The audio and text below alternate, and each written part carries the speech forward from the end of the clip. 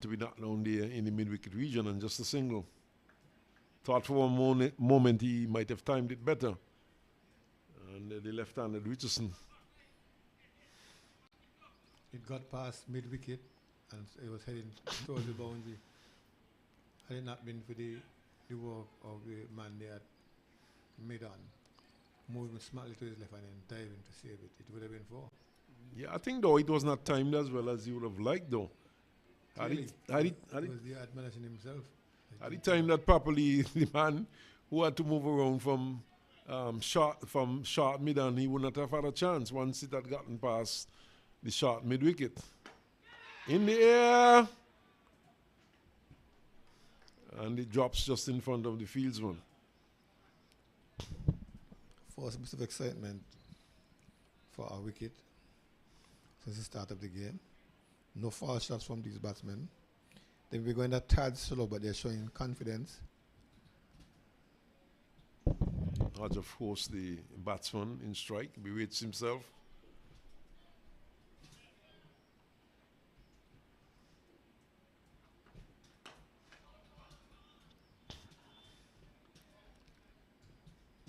But like I said, though, the Leeward Islands cricket, it's a pity. I mean, you keep saying it's a pity we haven't been having cricket over the years, but there's a lot to look back at. That is sad, and I believe it's even more sad that the organization has faded into this. Quick single. Well-organized competitive cricket at a sub-regional level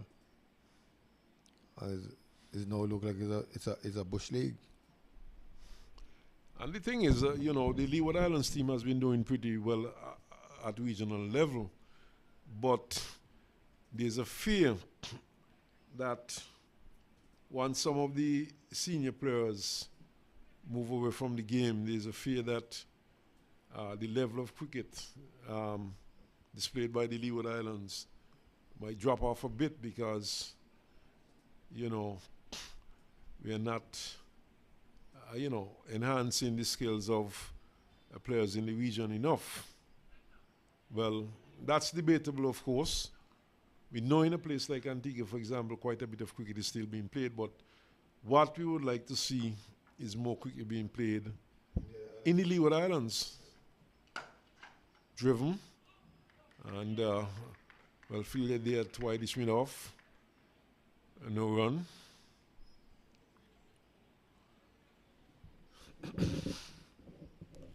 And of course the debate goes on and on. It's something that has been debated for a long time. Turned into the onside, down to fine leg, just a single.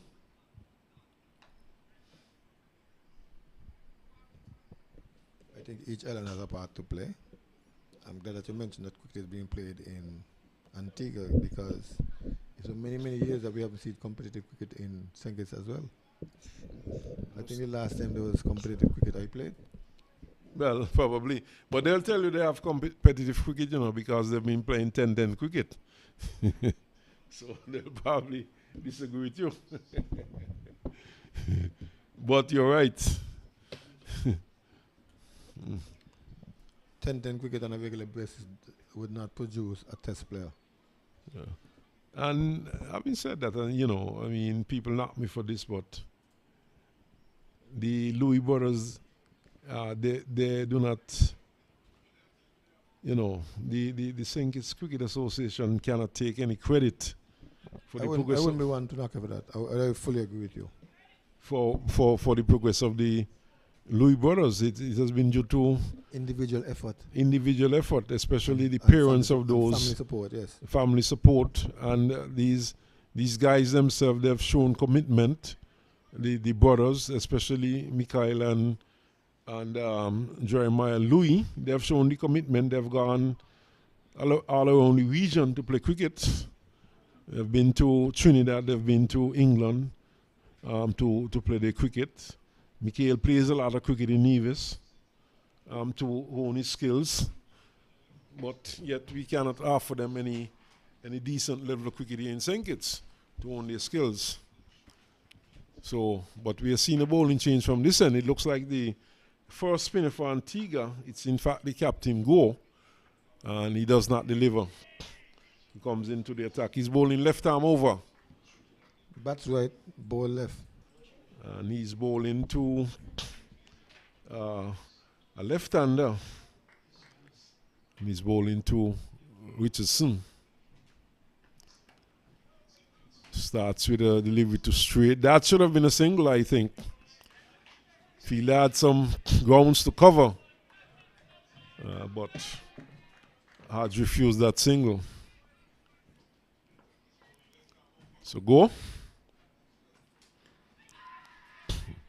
Badly lined again. This time it's wide.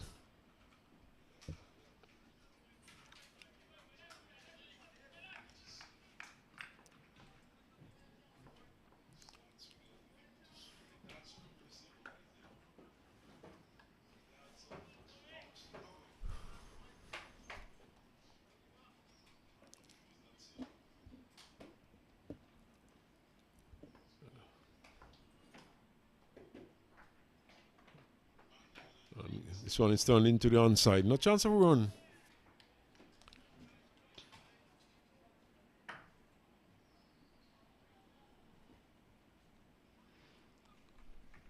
So we're coming to the end of the first power play. Better delivery from Go that time. On target. And all you know, there are a number of players in the game.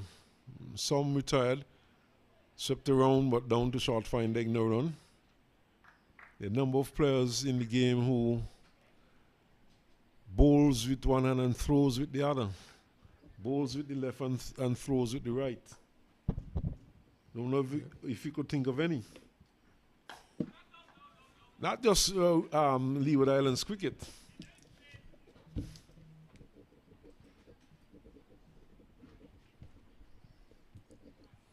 I know a lot of people like that, but they're not known for international standards. Yes, there are a few. Yeah. There's a Peterson from South Africa who bowled with his left and threw with his right.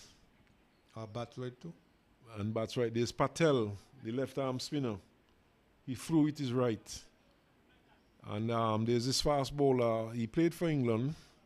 Bowls left. He captains a team in he's a black guy. Meanwhile, Troy Biff Mills is getting his exercise by swinging that arm to indicate that a power play.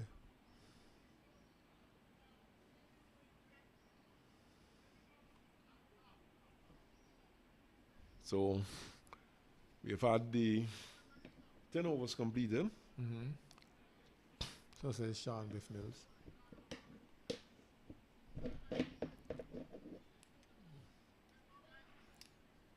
And some more players can retreat to the boundary line. We see one in the cover area doing the boundary riding out there.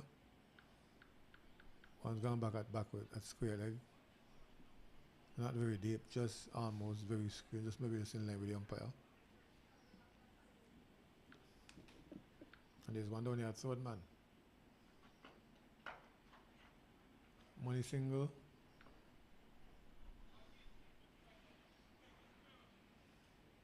Score inching up for no loss. It's about 41 now.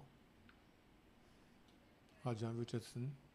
Left and right combination. Changing the field.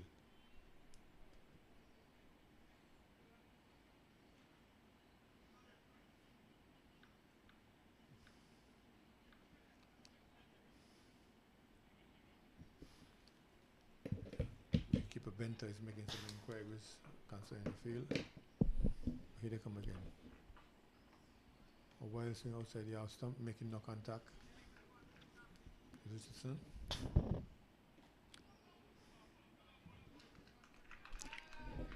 I'm a bit surprised though that Kofi James has been brought into the attack as yet. Of course, an accomplished off spinner. More so in the Slapped and slapped well.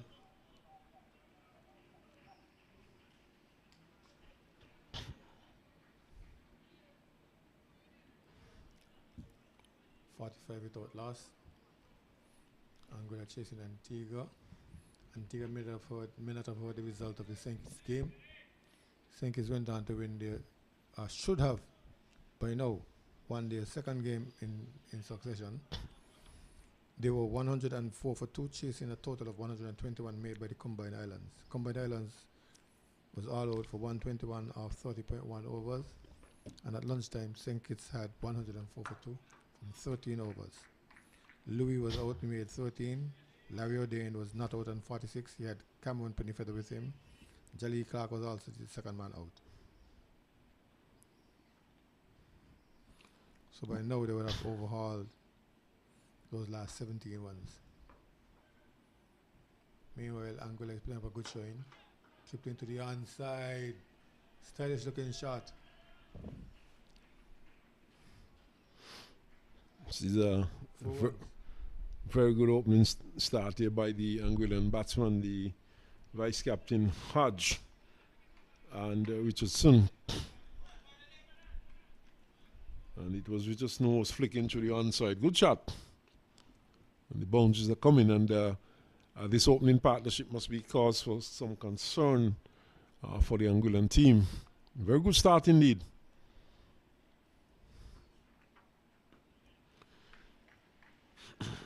What is that one going to? And the key thing is once they're picking up boundaries and they're able to pick up singles, there's no need for the batsmen to take undue risk. We've had some 11 overs completed and it's 49, which means that they're going at over 4 runs per over. But it seems as though we are going to have water break at this point. You see the players moving towards the boundary edge. So they're begging for the water, more or less.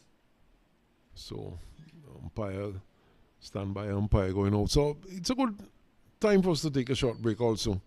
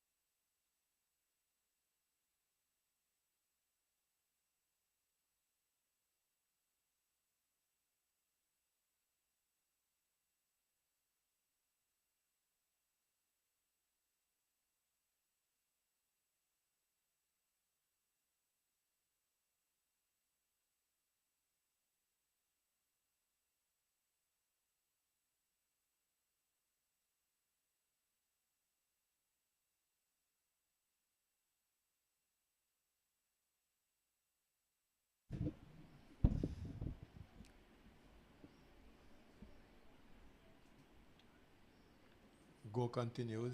He has about 4 wickets to find this tournament. Asking a question outside our stump. Hodge not interested.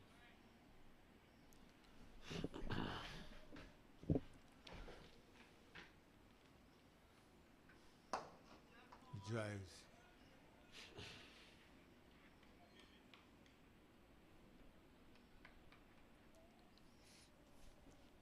It's one.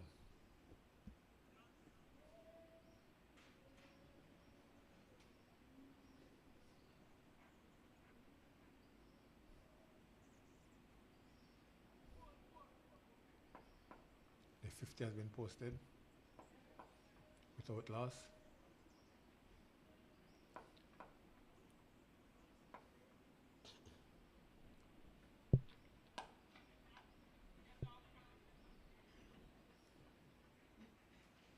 Another single.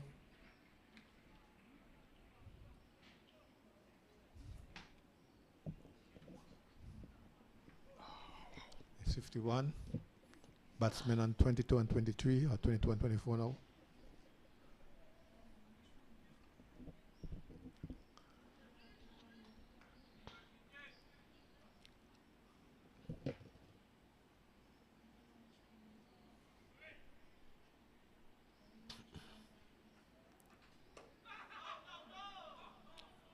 Beat it over that one at the last moment.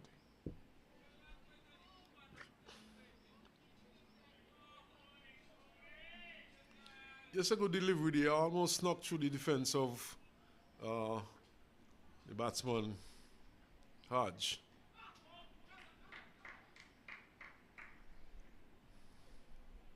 I've not seen the bat being beaten too often in this inning so far for Anguilla. By pace or spin. They seem to have the hang of things.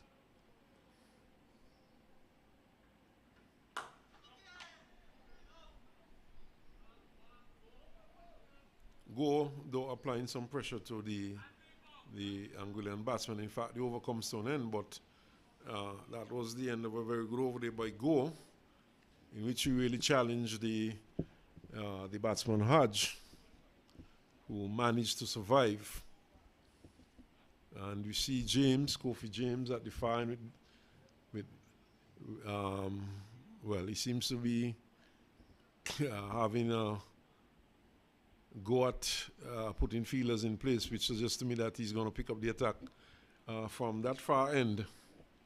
Not surprising. I thought he might have been introduced ahead of Francis, for example. But, you know, sometimes a captain goes out there with a plan in mind. They start with these two bowlers and then force change this particular bowler, and sometimes they're not prepared to think outside the box.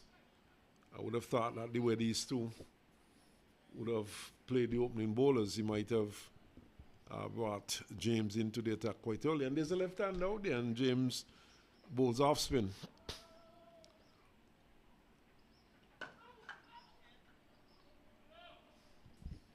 Yes, I was saying that the batsman was sending a message to Go that they were comfortable and they were doing what they want with the Pacers. No, they're even comfortable to the spin. They've seen him, they've settled. James, though, at the moment, he's pushing it through. Yeah, the spinners are keeping on the one weight. But then, of course, this is his first over. And, you know, they always say that when you bowl your first over, you try to ensure that you're given another over, a second over. So you try to keep it tight. Keeping it tight is James. 4 dot balls. Score not moving. Well, this is what Antigua is looking to do at this point, build pressure.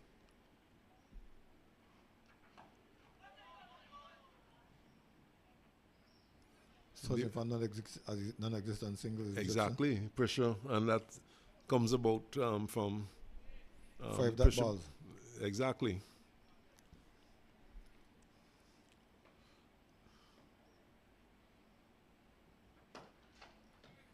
Gets one.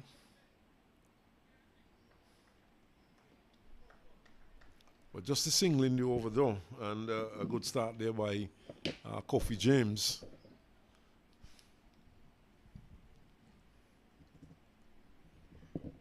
Go will continue.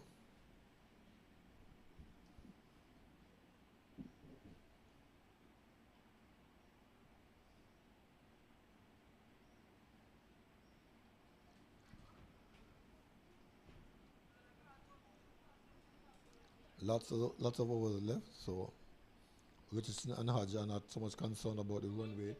It seems to be dwindling now.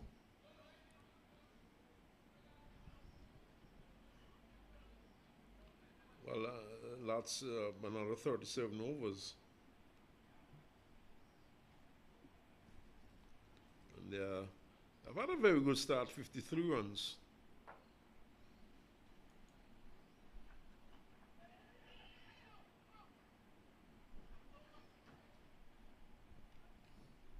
Another quick single, 54. In fact, he came off the leg. So it's a leg by.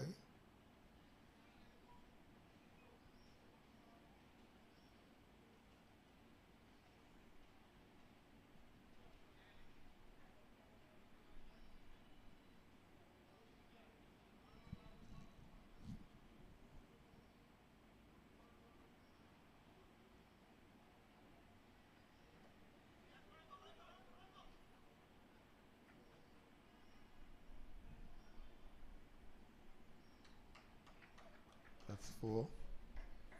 A neat late cut.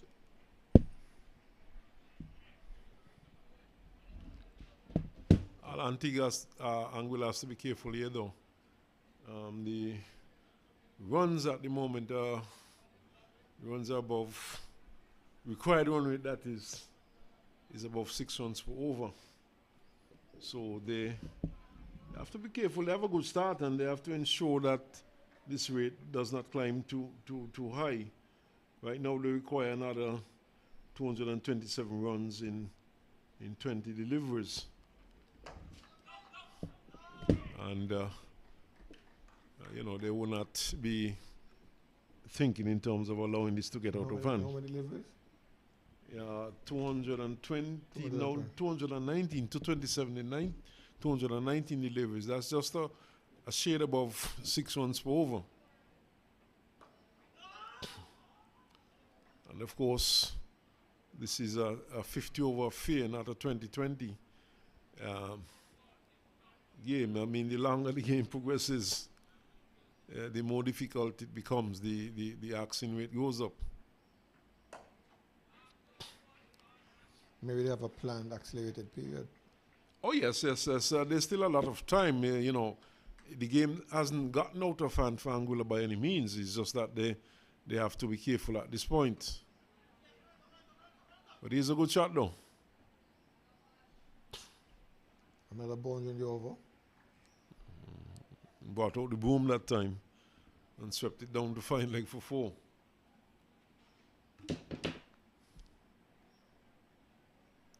So good end to the over there for Anguilla, and that would help the asking rate. If Anguilla played it sensibly, they could get very close to these runs and even get these runs. I think they have the start they needed. And of course, with 2 experienced players, Hughes, Hamilton, and the rest of the lineup, they could get very close to these runs. But it takes good, sensible batting still, though. It's still a long way to go. Well, they've shown that so far.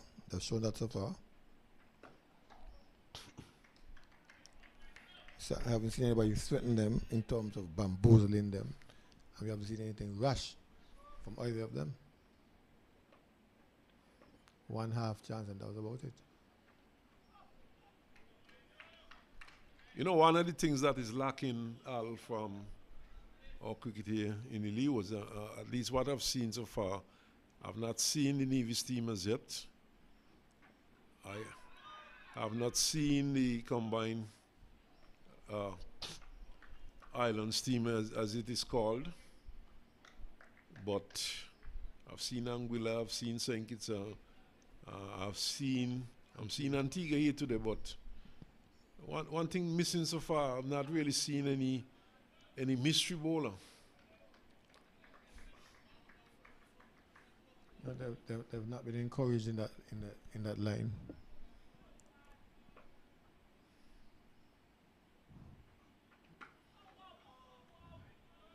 Back in the day, you had a few spinners around, you know. I could think of Stevens from Antigua, very slow leg spinner, but he got quite a number of wickets. Cooley was in similar mode. Leeward Cooley tossed it up, bowled very slow, but bamboozled batsmen.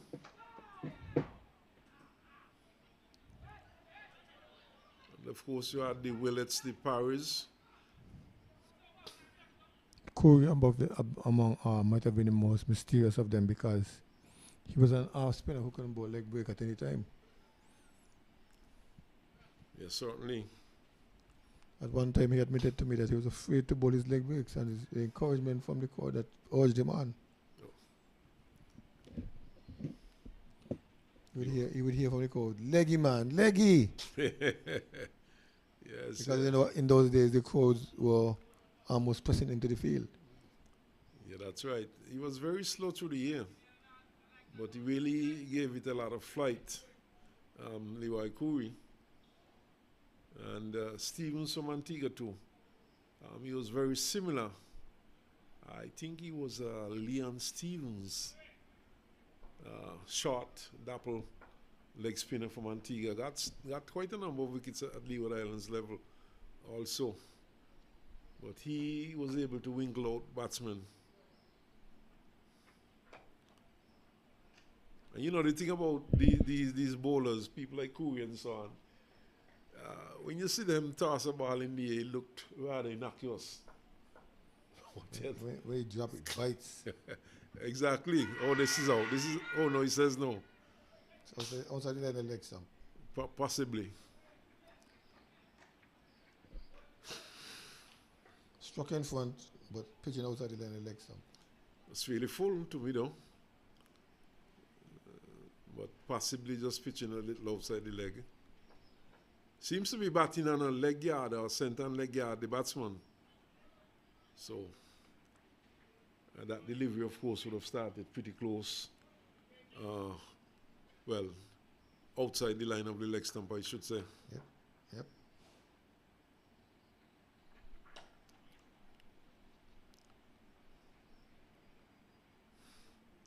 Shot against the run of play, though.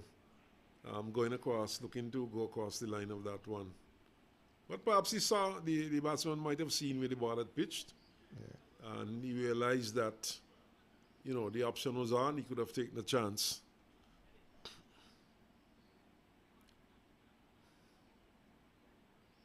Well, they don't want to get the run rate up ridiculously high, so I think Richardson was thinking about that, and it'd be good to score, you know, keep it up to about 4 and over. It's because since these spinners have come into the attack. About 2 runs an hour or so. We have seen the scoring rate dropping considerably.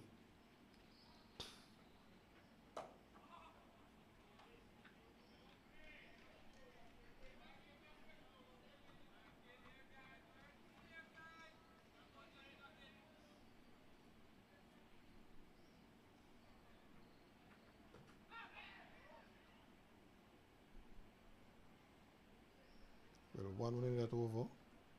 More than making up for 8 runs in the last over that he gave a red go. Yes, and a good comeback over there for the captain Go. And 8 runs in the last over, 1 run in this over. That's just about 4.5 runs per over between those 2 overs. So good reduction in the rate.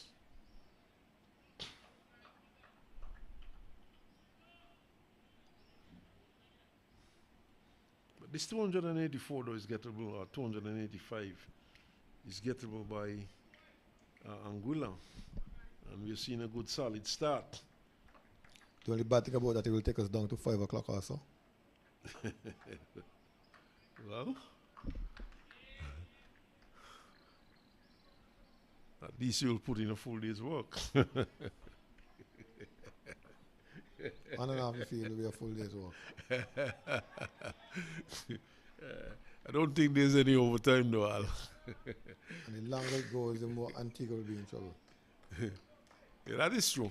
That is true. Antigua, as a matter of fact, Antigua would be hoping for a breakthrough anytime now. This is good.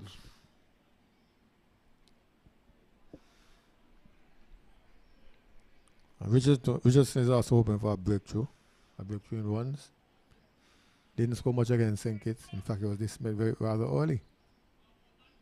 Yeah, so 4 useful runs there though. Swept well.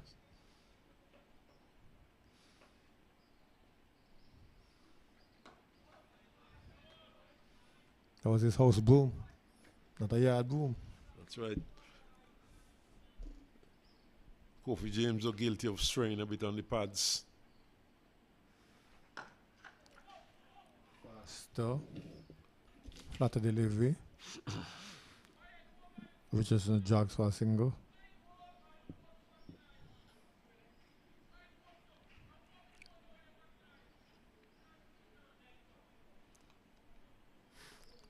So fair to say Antigua under a bit of pressure at this point. Failing to get through the defense of these two batsmen out there. We can safely say there were some points where Anguilla are on top, or were on top in this game.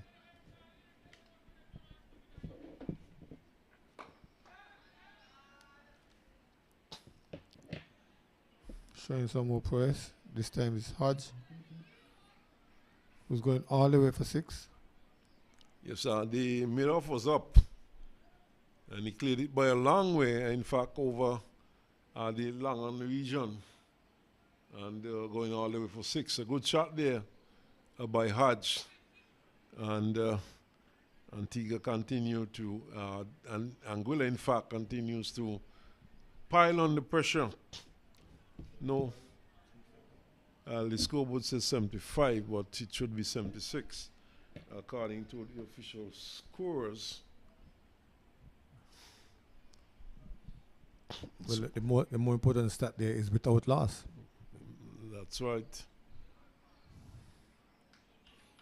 And if they're thinking in terms of whittling down the score, they can think about 84 without loss, small targets, and then the 100 without loss, and so on and so forth.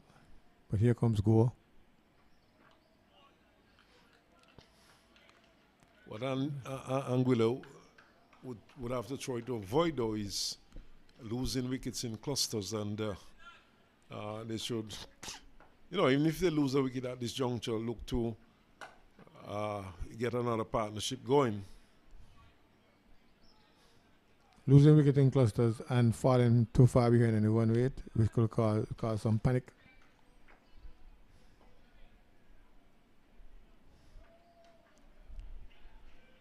Bad bowling. Beat bad bowling, nicely done. Just swung around in the wicket, just pivoted in the wicket and swung it past the short backward square for 4. The Antiguan spinners, although they have been bowling tight line and length, we have seen they have a penchant for giving away that a 4 ball, yes. A 4 ball in every over, bowling that bad delivery and not consistent enough. And this is probably what the Anguillan team need, because if you could pick up a boundary per over and then maybe a single here or there, that would be the required 5 and over. That's right. You're keeping up to date with the asking rate. And the last 10 maybe just 5 point something. And now they set in the field for bad bowling. Push him back, take out the slip, push him back on the backward square boundary. And in fact, he's very fine.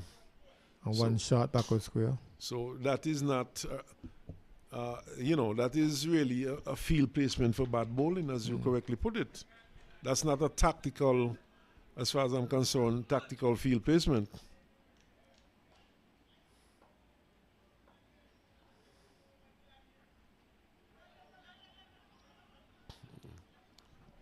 It gets an even finer. Much finer, and it goes all the way.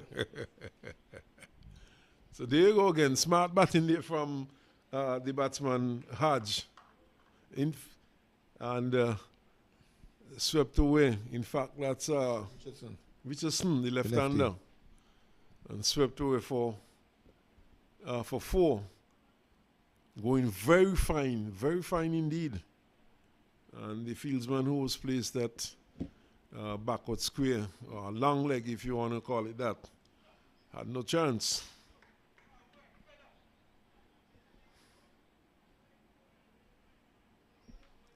So into the 80s, 84 to be exact.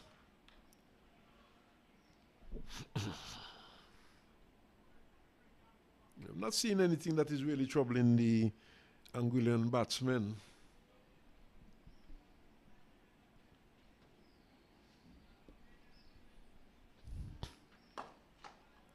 Oh, certainly no trouble. 4 runs. So no clubbered. Straight back overhead down to the side screen for 4. Well struck there by Hodge. Pressure mounting here now for the Antiguan team. They've reached one little target, one little small objective. They've passed 80 something. Now they have to concentrate on getting the 200.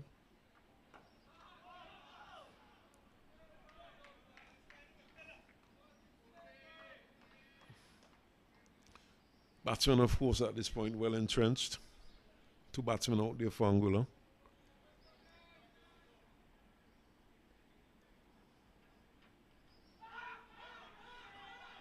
Loud appeal there, Al. They asked him, but the catch wasn't taken. They asked him for leg before.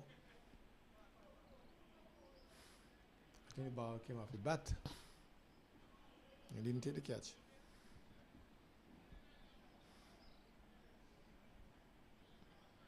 Bat pad through the keeper and through the man at slip, Francis. Seemed to be a fairly confident appeal there by the Antiguan players.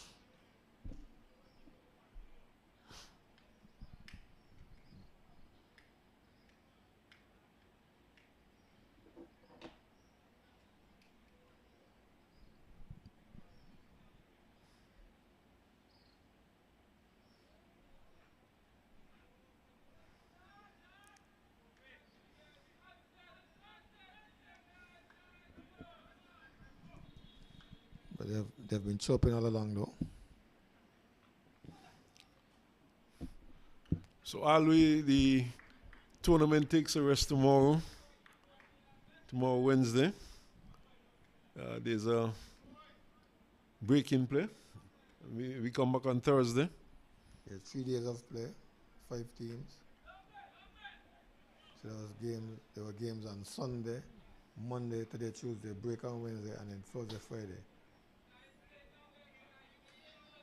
10 games in all, 5 days. Sunday, Monday, Tuesday, Thursday, and Friday. 2 matches per day, one at Canary, one at Park.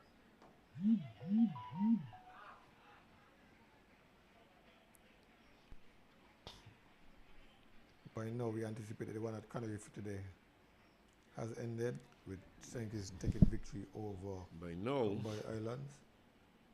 Based on what you told me, that that should have been over hours ago, unless they had a downpour. Just a couple more runs needed by St. Kitts to complete that victory.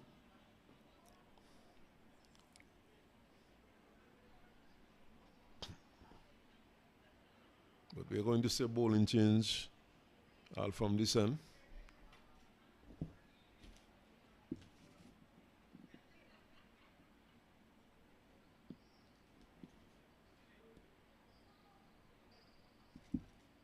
And it looks like Josiah who will pick up the attack.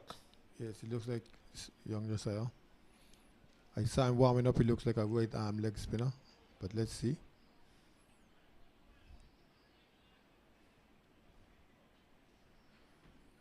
He may chicken out and resort to off spin.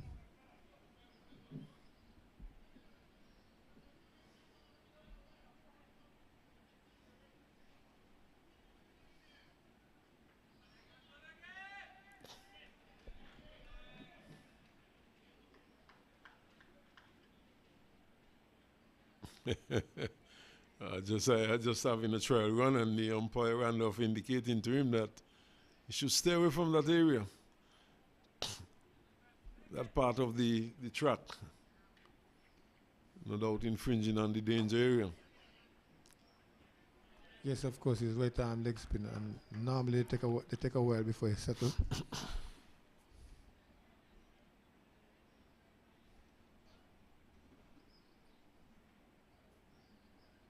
Not satisfied with his run up, remarking it.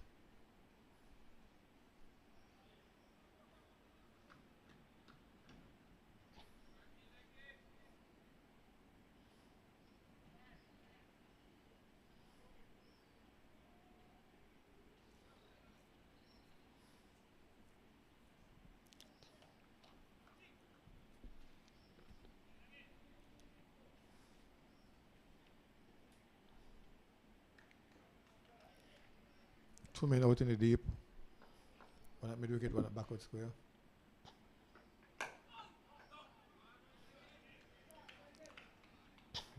Comes on heavy on that one, Richardson. I think there's also long on and long off in place too, on the boundary.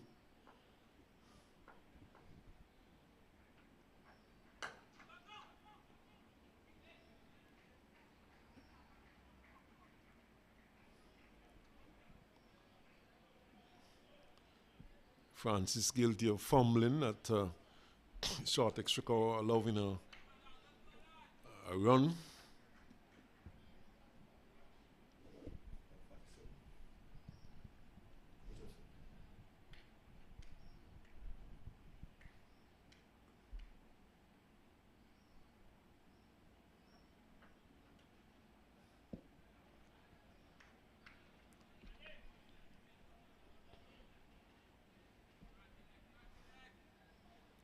Umpire Randolph, I've been told, is from out of St. Martin.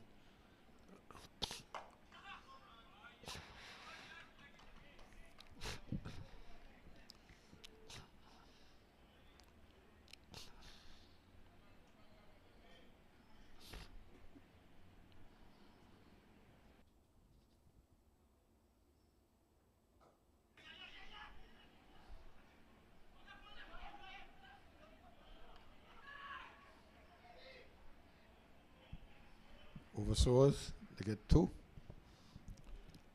Yes, the Antigua fielding getting a bit sloppy.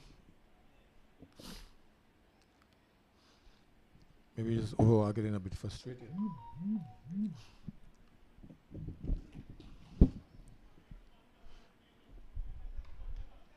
So we have had some 20 overs completed. Another 30 overs to go. And score at this point 92 for no loss, Anguilla. Things seems to be progressing a lot quicker though. Maybe two spinners on for Antigua. For They're Antigua. getting through their overs much quicker than Anguilla. They're more direct with their field placings, you know exactly what they want. Anguilla was always adjusting. The captain, Jama, adjusting. Exactly. The medium pacers took quite a while to get back to get through their overs. But with the Coffee James and Go, things have moved along pretty quickly indeed. And this is danger for the Anguilla team, is that the run rate may go up and up and up if they don't get on with it.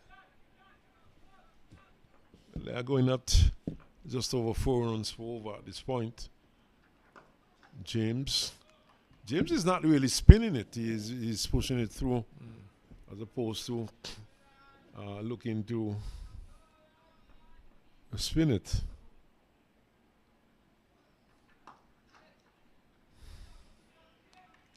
It's more pace on as opposed to you know, giving it a bit of a loop. Persons of a particular vintage would understand when I say he's poking up. As he told me, he's poking up. Not fighting. Long on, long off, in place. And he's not looking to buy a wicket. He's not looking to tease the batsman. Don't see any loop, no drift, no bite. Just aiming to keep the one, just keep the one way tight, and then hope that which is non-hard will do something kind of foolish. Here they go for a quick single. Stumps broken, the appeal goes up. And the batsman seemed to have made it home. Alvin Richardson keeps his hands down. Just walks to repair the stumps.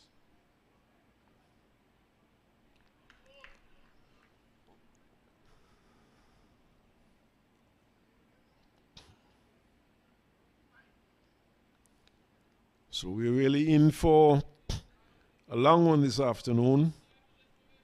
This match appears to be going the distance unless something dramatic happens at this point. And Anguilla really challenging well here. They're now 95 for no loss. Another milestone which I spoke about, 100 without loss. Again, Not a quick single turned into the onside up square. Not as dangerous as it was. No, this one was certainly turned away from the player, and they had more than enough time to pick up the run. Ball returned to umpire Mills, who attempts to flick it from boot to hand, made a very poor attempt, and now he has to agonizingly stretch down and pick the ball up.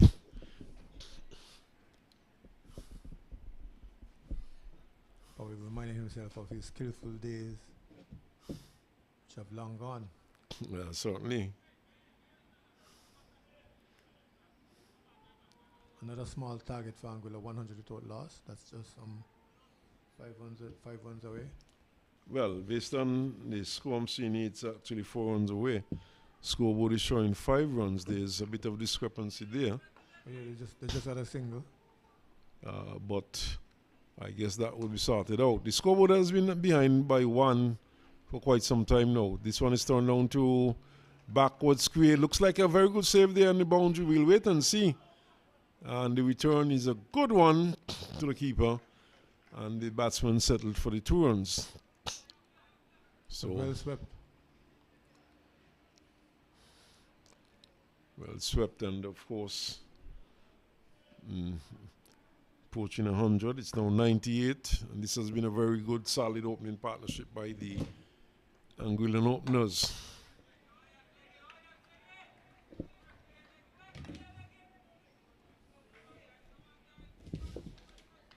So 98.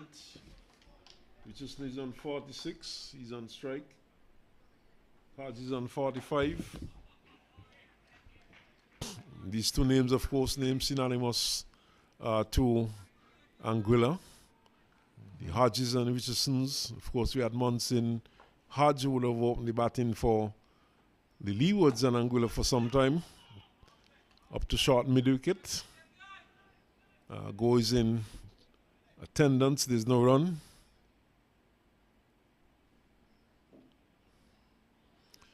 So both batsmen approaching a milestone, driven nicely up to long off, and just a single.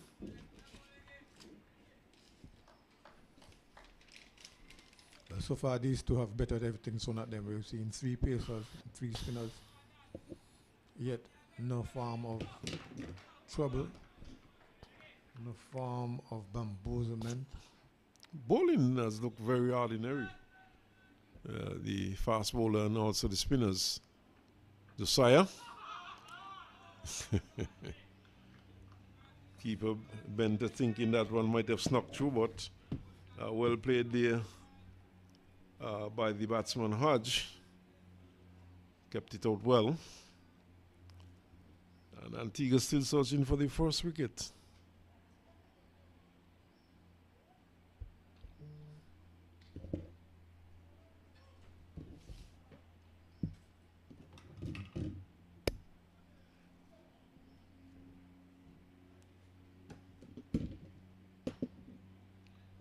So 99 from 22 overs.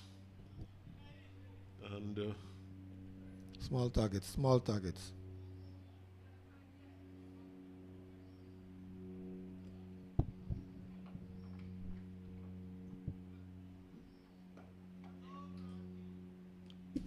noticeably, though, even bowling to the left-handed batsman,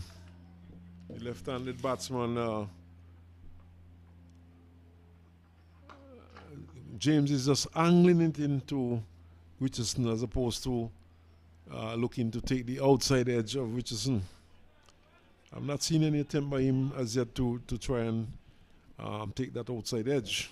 He's just angling it into the batsman, and he's actually bowling from around the wicket. Can we get a round of applause? We have one milestone, 100 without loss. Of course, that's coming from a lone spectator. This one is swung in the air out towards mid-wicket. Wideish long on 6 runs. And that brings up the 50 for Hodge. Hodge, of course, being the vice captain. This has been a solid knock from Hodge. Very good knock indeed. 50 and brought up in style, a maximum.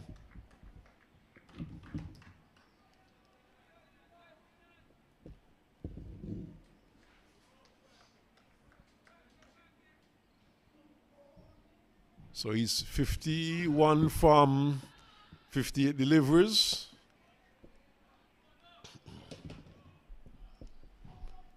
And you can hear in the background the Anguillan players supporting their players. And I'm sure very much believing that they can do this one. Well, another small target, we won 25 without loss.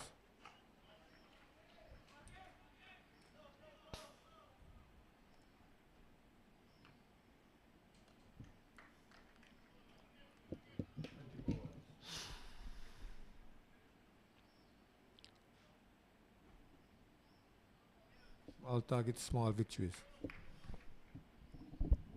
So Richardson.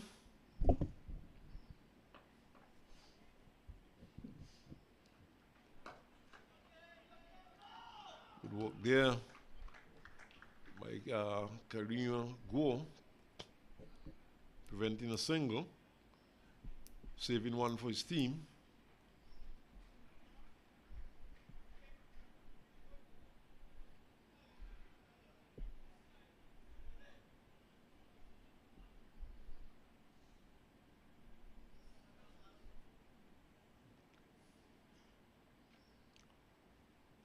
Batsman, of course, having just a slight water break. 2 have started the innings. They are still there together. They open the innings. And a well-deserved water break.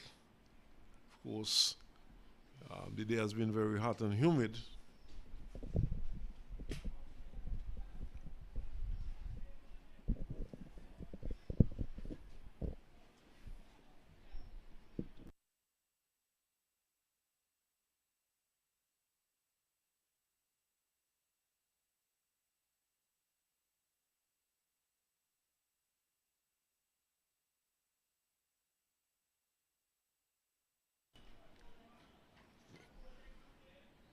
So Josiah, we do have a visitor in the box. Very famous Antiguan.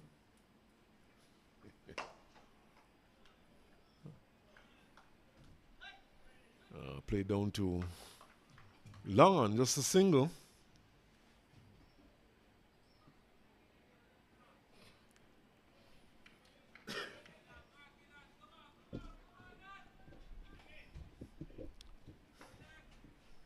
And I'll take a breather. And I'm joined by my good friend Kuma, right? Yeah. Kuma Rodney. I hear you saying famous. I can't be famous. I may be popular, but Mr. Viv and all the sirs are famous. I am not famous. Nice to be in St. Kitts again. Thank you for having me. Let's take a short stint to say hi to you and to so important to have cricket in the Leewards again, more so in the federation. So it's a pleasure to be here. Oh, certainly. And Kuma, you know, one of the woes here in St. Kitts, one of the complaints is that we have not had much cricket in the region, Leeward Islands cricket in particular. And it's really good to see that we're having some cricket here. And at least we could assemble 5 teams here in St. Kitts to play some cricket. So it's really good to have some games back on stream here in St. Kitts. But in terms of the cricket in Antigua, though. Well, you know, it's absolutely important for what you would have said. Let us be real about it. It's absolutely very, very expensive to entertain cricket across the Leewards. There's no doubt that the Leeward Islands Cricket Board will have to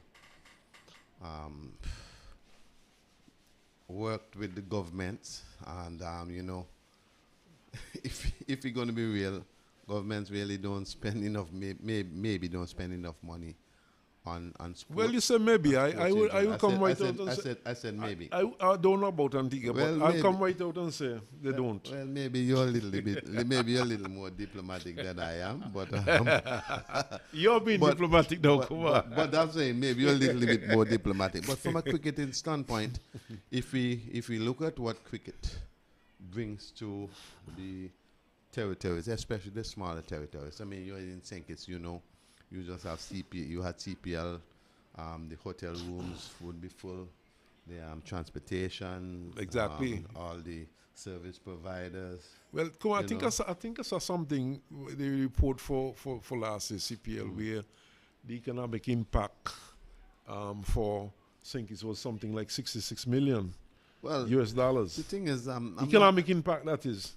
I'm not sure about the overall study because I can't really put my hands in it to say, well, it is true Well, or these it's are not. figures. But then when you look at These it, are figures published. right? But when by- you look by at it, when CPL. you look at it clearly, when you have 4 or 5 teams in a nation, just for example, we would have done the first for the Antigua Falcons. We had 5 matches, you know, and give the teams coming in and going out. I think it's clear that for the hotel rooms, the transportation, the service providers for meals and everything like that, I'm sure that the impact has to be great. But at the end of the day, if we come right back down to where we are now, to revive the Leeward Islands tournament, and I will have to agree with you, we have to give some kudos to the Leeward Islands tournament and to St. Kitts Cricket Association for hosting the tournament here in St. Kitts It's very, very costly. And if we're going to move forward, because at the end of the day, from where I sit as the president of the Antigua Barbuda Cricket Association, now we have to look at on the 17s, on the 19s, women's.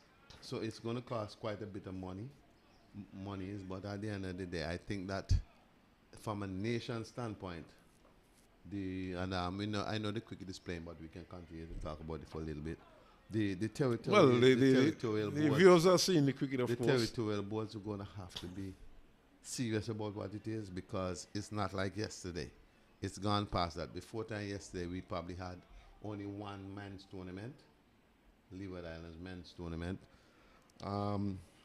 I just have to give credit, because at the end of the day, I would have been more than happy to see Montserrat have a full team, St. Martin have a full team. We know that the US and BVI, the US Virgin Islands, which would be the US and the BVI, could use a combination of one team. But at the end of the day, we have 5 teams in the tournament.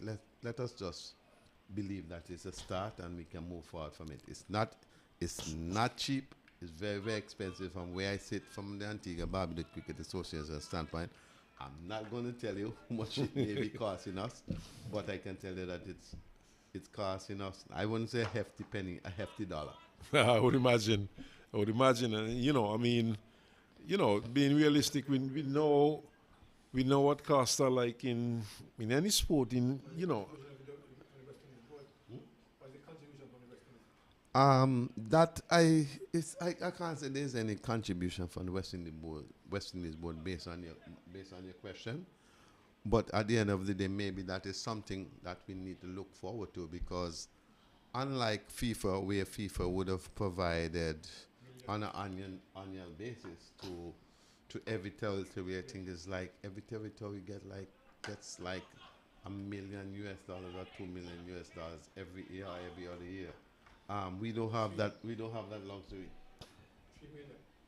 We don't have that luxury. You see what I'm saying? So it's really, really, really, really tough, even from a club standpoint, because what we have to take into consideration, these players don't just drop out of the sky. Yes, you're so right. They come from a club.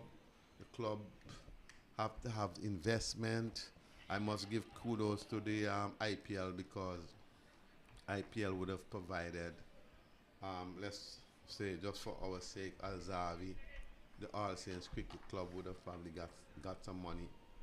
Maybe that is not even enough, because just for conversation's sake, because I'm not good at that, I'm as one of Al-Zawi's first coach. I'm his godfather also, and he would have played for Empire first. So maybe me, in a local balance, maybe me need to get a little thing too. Empire need to get a little, but majority of the time though it's All Saints, and I'm only speaking about that for conversation purposes, But at the end of the day, we probably need to pay some attention that once players start getting to a certain level, once players start getting to a certain level, then everybody that have been involved must be looked about. But we it's just the reality, But I think it's more important right now for us to discuss where, given the situation where Leeward Islands tournament, 50 over tournament is on, how are we going to move forward? Because obviously, notwithstanding the 50 over tournament, we got to look to make sure that the 3-day tournament come back in a very positive way. Now, what I would want to say to you, and I don't care if anybody agree or disagree, you don't really have to have all the territories involved, especially in the 3-day tournament. If we can go back to basic, Antigua, Nevis, St. Kitts, well, Montserrat struggling a little bit. St. Martin may not get that, but in Anguilla. If it's even a 4-team 3-day tournament, you play 2 rounds or 3 rounds and move forward, You see what I'm saying? So that's just the reality. I'm glad you mentioned Montserrat too, because, it's good to see that even though Montserrat, St. Martin, the Virgin Islands, for example, they cannot field a team, at least players from these territories are still getting some exposure. But, even though it's just at Leeward Islands level, because they have to start somewhere to move forward. They must. Right? So, just earlier we were discussing that, this is good exposure for the players, because you might be playing a lot of cricket in Antigua, for example. We are. Exactly. But if you do not get to move up the ladder to hone your skills, then the cricket you're playing in Antigua is wasted. Waste of time. So it is critical that we have tournaments of this level, so that, the players get the experience at a higher level, a more competitive level, in order to develop properly. And, over the years we have not had this tournament, and it certainly has not. Well, I think what has been proven out of this tournament that, and again, listen, I'm not very good at blowing my own trumpet card, meaning the blowjob business. Right? But if you look at it, Antigua started, well, I would say poorly against the combined Virgin Islands, even though they won the game with 5 wickets down. And should they lose 5 wickets to get 173? Maybe not, but they lose 5 wickets, and that was a wake-up call. Yesterday they came out big time against Nevis. Nevis batted very well. I was there. 251 was a very good total, but I said yes. 55. 255. But I said to somebody, listen, on that pitch, if you get 5 of Antigua wickets for that, you would have done pretty well. Antigua won the game. They came here today, good score again, 280 something. I don't think that Anguilla can even get close to it. So it shows that 112 without loss at the moment. It shows that that Antigua is moving the ascendancy. So it really shows that the more the cricket that we play in Antigua, that the players are really benefiting from that amount of cricket. Now, sometimes it's not about the amount of cricket that you play. It has to be about quality. Exactly. And given the situation where you want Leeward Islands cricket to be what it is, you got to look out for everybody and get everybody to play quality cricket. Because it's okay to say Antigua on top of things, but Antigua has been on top of things for a very long time. Let's forget about that part and just get everybody to play quality cricket. You see what I'm saying? Which can be only beneficial to the Leewards. Well, I'm glad you mentioned that, Kumar, because one of the things I was telling my good friend earlier today is that the Leeward Islands, they're doing very well in regional cricket. But, you know, if there's no continuity, if we do not continue to churn out new players in the next couple of years, you would find that the standard of the Leeward Islands team will drop. Except you're living in a world that doesn't exist. It will tell you that when West Indies was on top of the game, everybody was saying, yeah.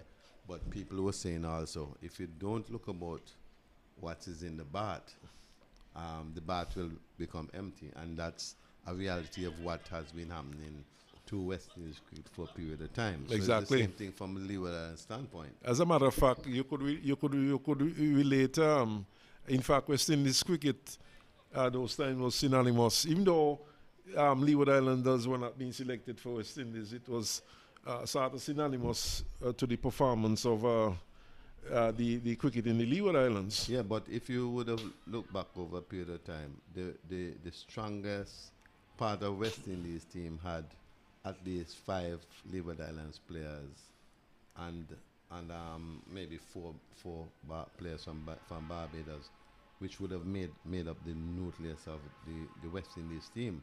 In the real times, I mean, when you're looking at the Andy Roberts, the Viv Richards, and so forth, you know, we had a number of players, you know.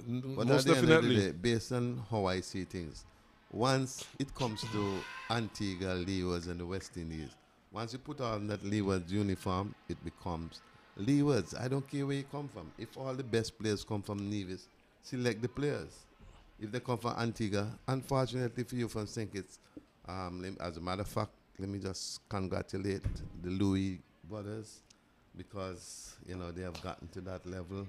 And it's only beneficial for the whole Leeward Islands, you know. And you can ask me anything if you want to ask me. Yeah. That point that I disagree with in terms of, you say, poor quality cricket. In my mind, it doesn't have to be good quality. There should be cricket, period. Yeah, Learn from football. yeah, but the mistake that you're making, I may have said more quality cricket, but at the end of the day, you must understand that if you don't give the better players better quality cricket to play, just for example, if Antigua is going to continue to play against the U.S. Virgin Islands, just for argument's sake, if Antigua was to play a 5-match series against a U.S. Virgin Islands, you tell me how many matches you think U.S. Virgin Islands will win from that. They may not win any. You know? In 2024, Yeah.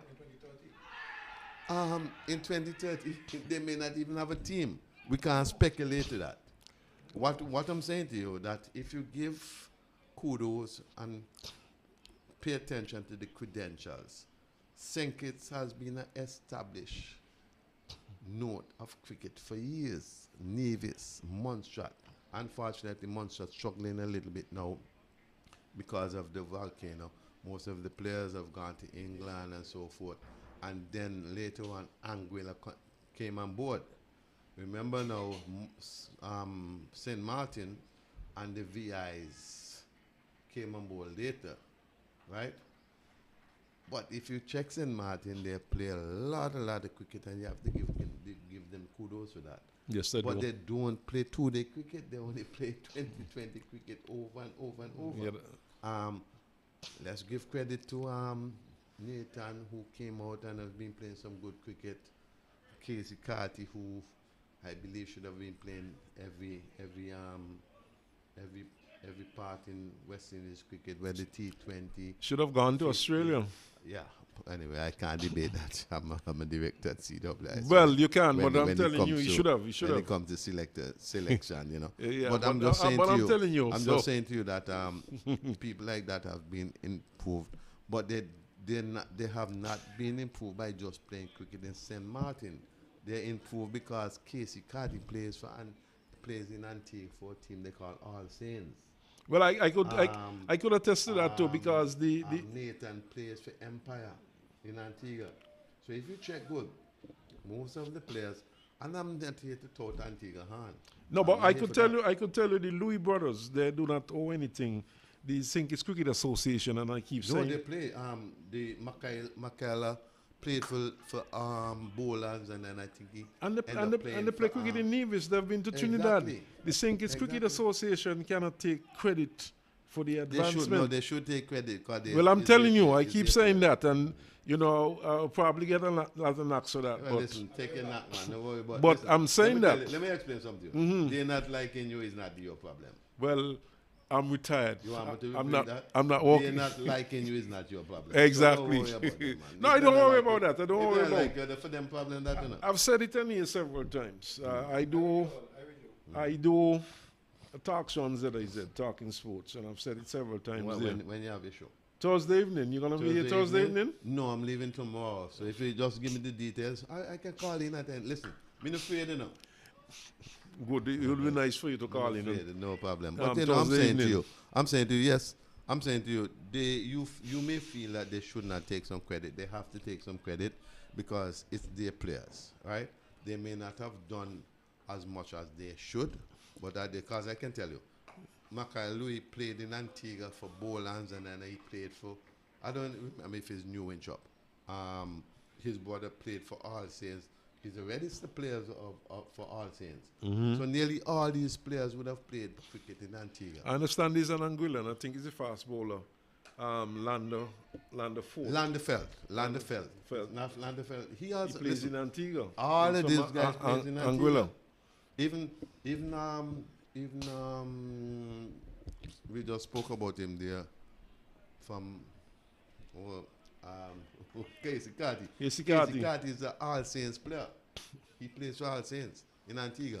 But I'm just saying that to say that if you had a league in St. Kitts, all these players should be playing in the league. Right? Right? So That's it's right. it's not about just Antigua, it's about cricket in the Leeward. So you know, man, listen. Well, I'm advocating for more cricket, for example, to be played between St. Kitts and Nevis, the two associations. Especially in St. Kitts and Nevis, St. Kitts because and the two you have a boat that can sort that out. You have a boat, a sea taxi. Sea taxi, there's several boats, and there's several Right. boats. You Just know, like in transportation Antigua, is not an issue. In Antigua, it's really, really difficult because just to get the Montserrat, right?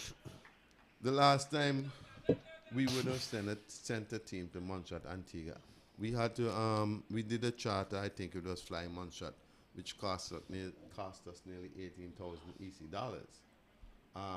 Luckily, a couple of years ago, there was an understanding where they had the ferry where you don't have to pay. Montserrat team don't have to pay, Antigua team don't have to pay. And I think we had a few matches, but it's changed again. But let me tell you something, my brother. Everything has become so expensive. Right now, I'm sure you will agree that it's better to just wear your shirt, throw it in the bin, and buy a new one than to buy detergent. we need disposable shirts then. Yeah. But all in all, I think that it's really, really good for us to have this opportunity to have the 50 over playing. I know it's going to take a lot because based on my understanding, we hope to have a 3-day tournament in January, February. I don't know how it's going to work because it's going to cost a tremendous amount of money. I'm not sure that the territories will be in the position to accommodate it. But I hope I would have said more than enough. And let us not starve the listeners of your commentary. Well, I'm pretty certain the listeners would be very much interested in what you were saying and had to say, because, you know, a lot of people are very concerned about the fact that, you know, cricket is not being played. There are a number of questions being asked. You know, Al would have asked one a while ago, does the West Indies board provide funds for cricket in the Leewards? So there are many questions that are being asked. So I don't think the listeners will mind hearing from you. And listeners, I hope that you don't mind. You know, well, I don't think so. Well, I don't think I'll mind that. At least they're seeing the cricket, so I hope they're seeing the cricket. Entertain us. But this is a useful discussion. And Kuma, just one thing on the he's a 6, of course. Anguilla still doing well. They've lost a wicket, and now 128, 129 probably for one. But in terms of the 3-day cricket, though, probably, as you mentioned, something which was very instructive, probably go back to 4 teams, which, of course, could cut cost a bit. I mean, in the 60s and 70s and so on, we would have had 4 teams. It was basically 4 teams. 4 teams meeting in one island, and then you had... Well, no, in the original part of it, it would have been 4 teams, and all the teams would have been played in different territories. No, not earlier clock. They actually came to one island. Right. I remember Antigua, Montserrat, St. Kitts, Nevis coming to Nevis back in the 60s. Right. But then after a while, it was not round robin. That would have been changed. That was everybody changed. would have, Antigua would have come to St. Kitts, going to Nevis, going to Montserrat. Yeah. Right. Yeah, that happened. So I'm after saying, that. what you're saying now, to play the tournament in one territory has been happening. However, the reality, listen, we must be real. Food costs get expensive, accommodation especially. I mean, if you come to a place like St. Kitts or even Antigua, because both territories are tourism driven, you can't come to St. Kitts and Nevis, let's say in October, and expect to get a room for $50. That is true. You can't come to Antigua and hope to get a room in that time for $50. Yeah, that is true. Even the guest houses and so. Because the territories are so small, it's driven by demand. And I mean, how many hotel rooms you have in St. Kitts? Everybody want to go to Marriott. Everybody want to go to wherever. Yeah, you're talking serious cost there. Antigua may have a little more, but if you come to Antigua between October and December, it's really hard to have a tournament because nearly all the hotels, so it's an awkward situation. But I believe, as I said to you, what may have to happen, and I don't want you to hold me to it. It's just my Lee and Kumavadni opinion that maybe from a 3-day tournament standpoint, you just probably need to go back to basic, get the original teams. Let us be real. Do you think that St. Martin may come and play in a 3-day tournament? I don't think so. And that exactly that opens the question. I mean, because places like St. Thomas, the Virginians, they create for the problems, visa problems, and the expense to get there, and the travel, of course, is very difficult these days. Very, very, very difficult these days. Listen, I have a daughter in St. Thomas. Last time I went to St. Thomas, it's just difficult. I used to go there nearly every month at one time when the real late was flying, but to get there, I had to go to Tartola and then get to St. Thomas. It's a challenge. So Anguilla losing another wicket. Sorry to interrupt. No, man, but losing another wicket there, and I was mentioning earlier to Al what Anguilla wouldn't like to do after a good start is to lose wickets in clusters, and they've lost 2 quick wickets.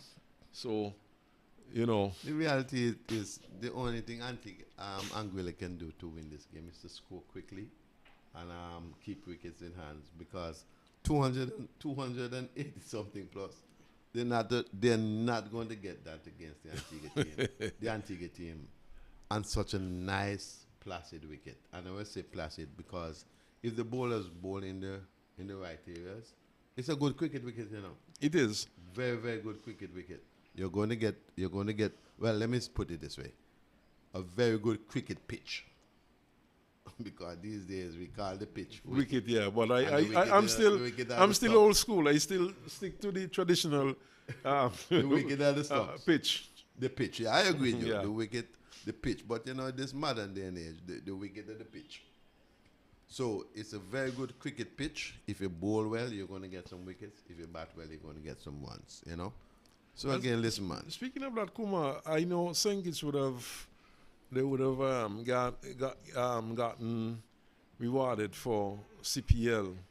For the pitch. For the pitch and the field and so on. Antigua also got that. Antigua, yeah, that is what I was getting to. Did Antigua receive that? 5,000? Yes, 5,000 US. 5,000 US.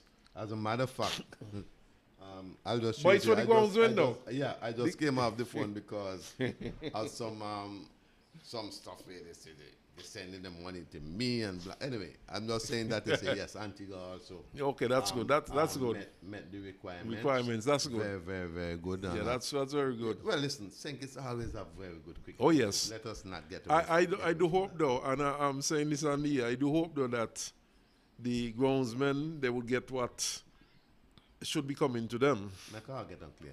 Make sure. Make her hope they get the money. Yeah, I'm you just get to because I could tell you this. Make sure they get the money. I've heard stories before where a groundsman. I'm just using this as an example. A groundsman should be here in St. Kitts. They should be paid 200 US, but instead they're paid 200 EC. Right? You know that part of it, I'm not sure what happens, but one of the awkward situation, and listen, we have that a little situation in Antigua too.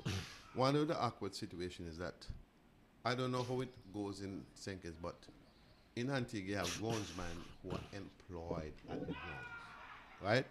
At the grounds, and so what happens? Whosoever one in the cricket will say, okay, listen, based on the arrangement with the government, the MOU and so forth, that listen, you guys are working here already from 6 to 4 or from 5 to 4, 5 to 3. Why should we still be paying $200 US per day when they already been paid for the work that they would have done? They're prepared to pay the overtime and X, Y, Z, X, Y, Z. That could be a long debate, So Kumar, because that could be. the groundsmen probably they're implied generally, because what happens when you have like CPL and regional matches, you bring in extra people who are not, and that is very clear because normally based on the regulation employed on the ground. Right, that is identifying and being specific. It is in details.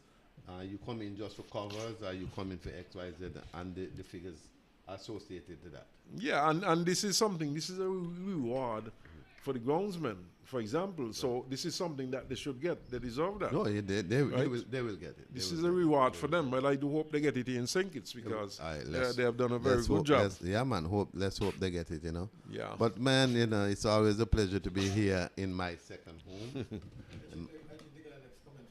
You can ask me anything. Come, make the people hear your question, man. Talk your question. Talk hard. Using the development model that is taken from football, what kind of input do you give to the territory? Because you mentioned something about on the 17, on the 19. Anguilla will not be Antigua today in 2024, but the next on the 19 Anguilla team should be more competitive based on the effort that we put into development of this Anguilla team. Right. So I will simply answer that by, because you would have add football into it, and I'll just repeat again. Remember that each territory in football, every nation of football gets money from FIFA for development program, whether it's every year 200, 2 million or 1 million. I can't tell you the figure. It doesn't happen in cricket. So, well, I can't answer that question there. If I tell you why not, I'll be lying. What I can tell you that if territorial boards, from a cricketing standpoint, need to be able to say to the government, and I say to the governments because at the end of the day, you see, when your team win and you come in at the airport, who did the airport? the minister, sports and so forth, he never even watch on cricket match. He never even watch on cricket match. He never even watch on basketball. He never even watch on football match. But he's up there gallivanting, taking all the what they call it, selfie and the photos. Oh yes, yes. And the photos. So politicians that's the they point. do So I'm like saying that. to you, the way in which the cricket and so forth, let's leave football out of it because they have support, big support via FIFA. So from a cricketing standpoint, from a territorial standpoint, we need to be able to be pressing the different territories to say, hey, listen, your government needs to come on board and this is what you want to present for development purposes. You see what I'm saying? Okay, then cricket dead then. No, cricket is not dead. You say the government need to come on board, but if So they're not coming so on board, because the government they're then not dead. coming on board. They're not coming on board. So you mean cricket dead? So Yeah. so I say the government and then dead. They're not gonna come on board now. You say you time and time again. Anyway, guys, thank you very much for having me. Love you, my brother. Always a pleasure. Yes, nice having you too also, Kuma. And I hope we didn't interrupt. oh no, the certainly the commentary. folks would have been seeing the cricket and these are relevant issues that were Conversation. being discussed Yeah, man. Very and nice. very relevant to what's happening here today. So, but we hope that we see more of what's happening right now. Thank you, More- guys. Always a Yeah. pleasure, my brother. So, Yeah. nice having you, Kuma. Yeah, man. These are my contact Yeah, numbers, man. as I I put said. them in my phone right now. And And tomorrow is a tournament. Yeah, man. No, I'll send you some messages. okay, cool. So, Thank you, guys. Blessed love. Kuma Rodney. Miller Willie Keys. In my second home. You know Willie Keys? Why know about Willie Keys? When you get the Dr. Fish. And he's into fish now, you know. Okay, Kuma, thanks for being here. The grants, you want grants? Okay. Okay, Kuma. Which one, my personal number? Or the one up top? The one up top, yeah. Okay, no Cool. problem. So we had a lengthy discussion there with Kuma, but relevant, of course. Kuma very much involved in Leeward Islands cricket, in fact, president of the Antigua Cricket Association, and of course, a director on the West Indies Cricket Board. And Kuma has been involved in cricket for years. You know, at one point, the manager of the Antigua team, I think he was manager of the Leeward Islands team at one point also. So, over the years, very much involved in Leeward Islands cricket. But, you know, these are critical times in Leeward Islands cricket, and it's good to see an effort is really being made to get cricket being played back in the region. Of course, some of us might say it's not much, but at least it's something, and at least it's a start. And good to see that the islands could field teams, and Anguilla at this point doing pretty well. They've lost 2 quick wickets, but it's 140 for 2. Kuma does not think that Anguilla could get up to the score, but It's close, he said. close to the score. But let's look at what's required here, Al. As Al rejoins me, 145 runs in 114 balls. Well, knocked down there by the captain, Gore. But as the afternoon gets cooler, we'll have to wait and see. But this one seems to be going right down to the wire. And will we have a close match here today? Badly lined down the onside. And it's taken behind, but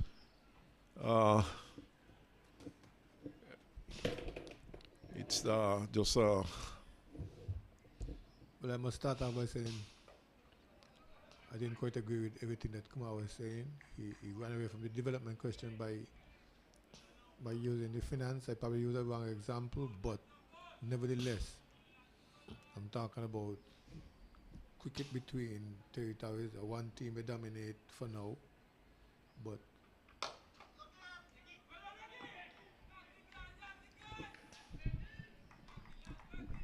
based on the younger development, younger generation, however you could, there must be some means of developing your youth teams.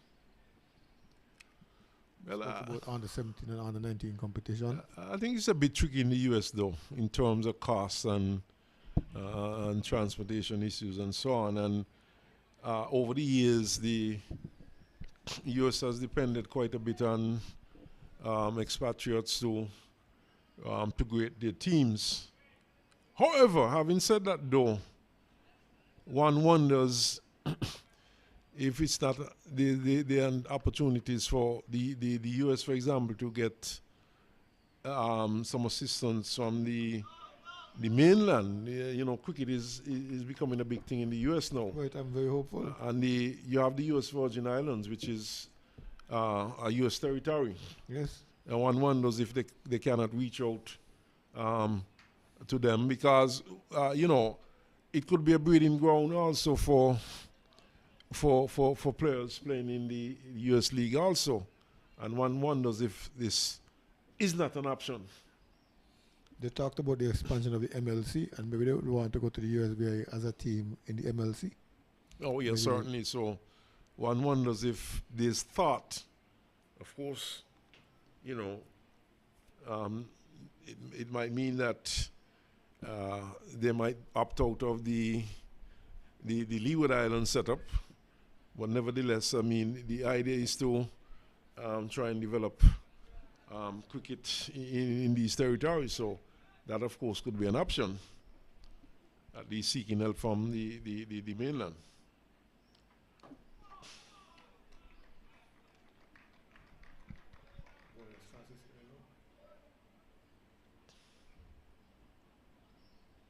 Justin Lee Hughes is wearing another number on his shirt now, number 19. Previously number 22. There's been quite a number of changes to the terms of numbers for the Anguillan team. Shouldn't they be using one registered number? Well, Once you see that number, you know that is that particular player. Perhaps the numbers are not registered. Okay.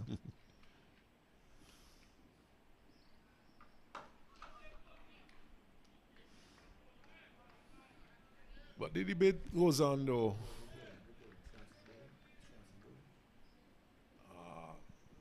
No, Jane.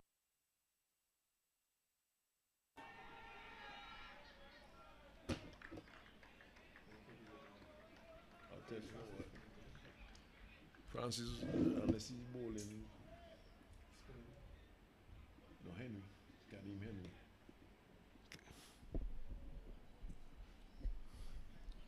Yet another spin bowler being tried by Antigua. Henry. James doing the fielding that time. Mal. At backward point. Yes. Yellow James. boots. Yes. Very distinctive.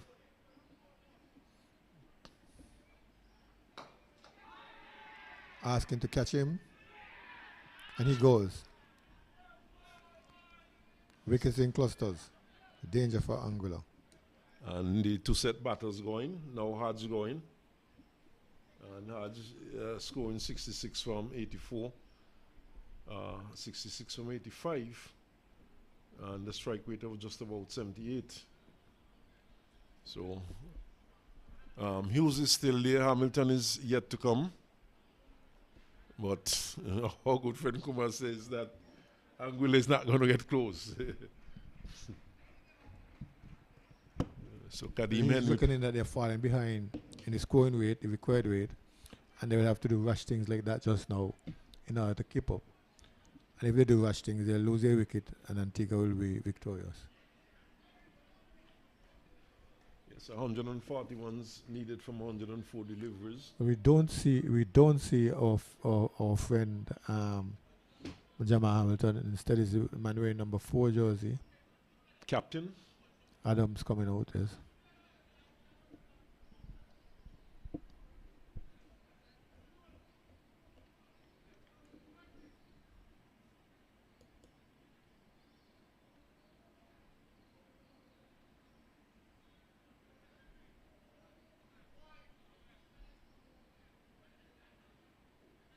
One, 4, 4, 4, 3. As Adams joins Hughes.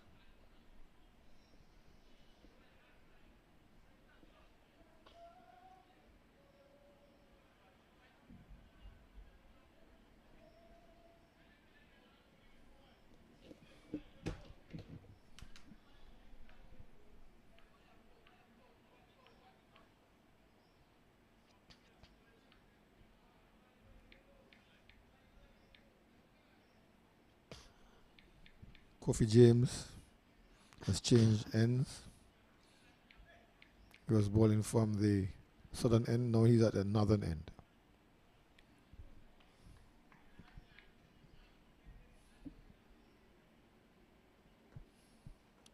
The breeze is not really a factor on this humid, hot day. Although it's cooling down now, it's after 3. The sun is receding to the west.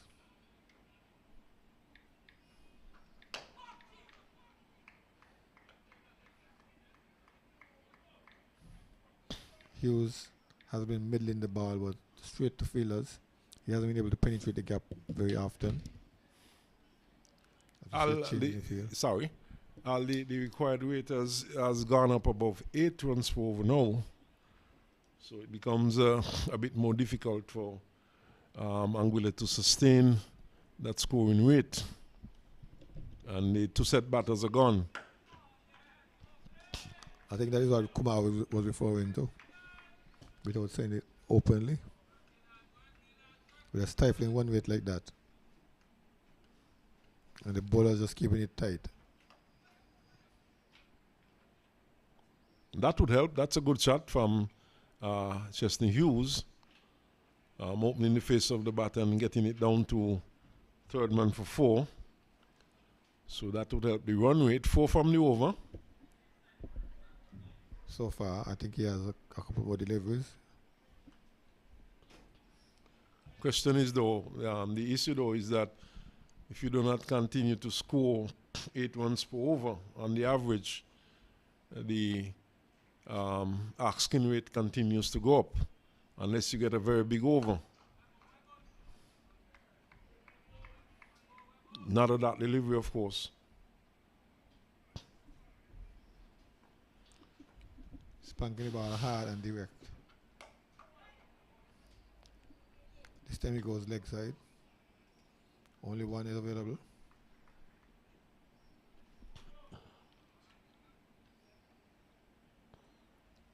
Captain Adams to face his first delivery now.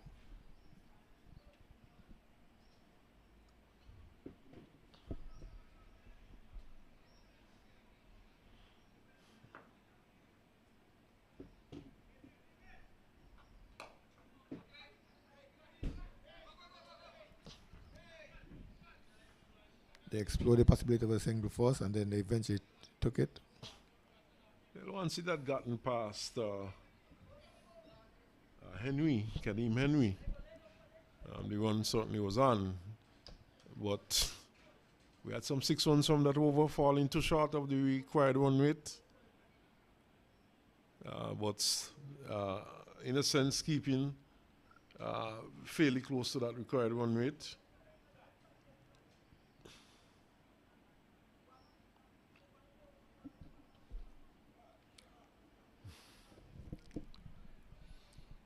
There's more spin.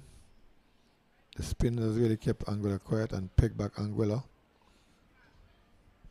The building of pressure is what Antigua did mostly here this afternoon. And then force rush shots. Let's see if that will continue. 284 is always going to be a challenging target.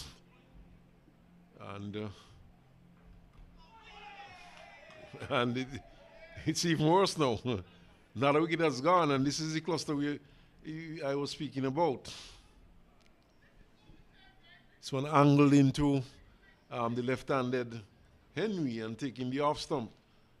The leg bail still standing. Henry, of course, batting left-handedly. That's Captain Adams, Henry bowling. That's right. Adams going quickly just for a single. So they're falling like 10 pins now. Well, here comes what I consider the last stand.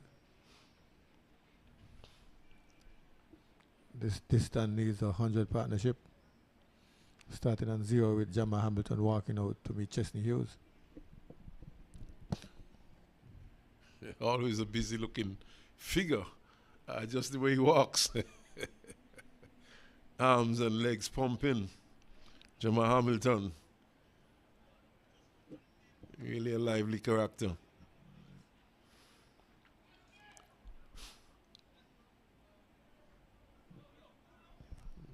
Someone you describe as the life of the party. Yes, and a very humorous chap also.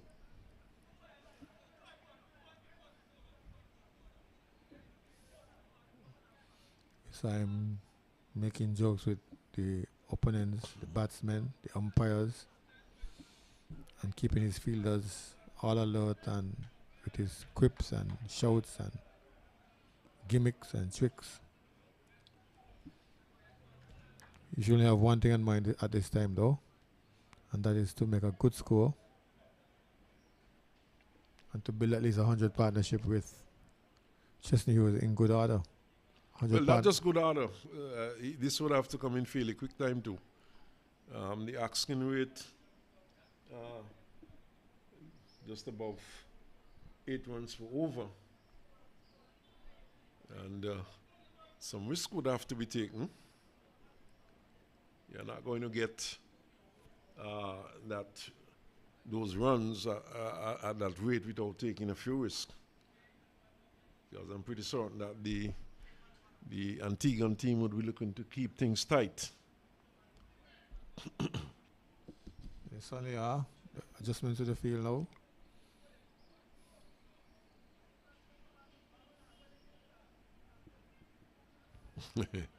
Seems as though what's happening out there now? Well, for sure, Antigua is tightening the field. Troy Bickmill is in discussion. Well, the hands are waving. The players seem to be rather animated out there. The umpires are meeting mid-wicket, in fact midfield, I should say. So the question is, what's really going on out there?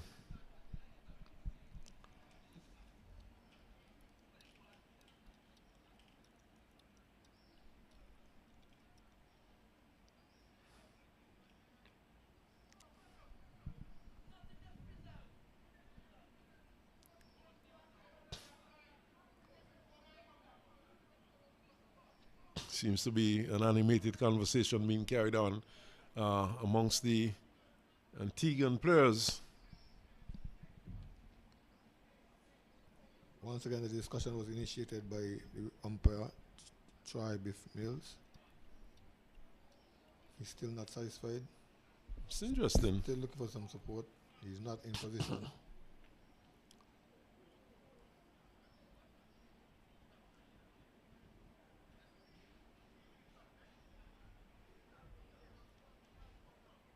Antiguan players, they do not seem to be really happening with what's happening out there. Coffee is making a whole argument of it.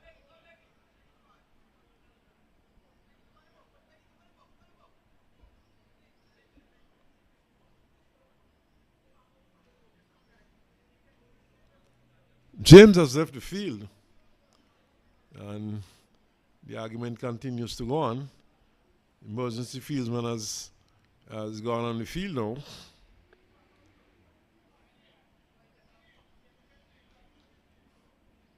But that's interesting though. The argument started as soon as Hamilton went out to bat. I don't know if he would have had some involvement in that.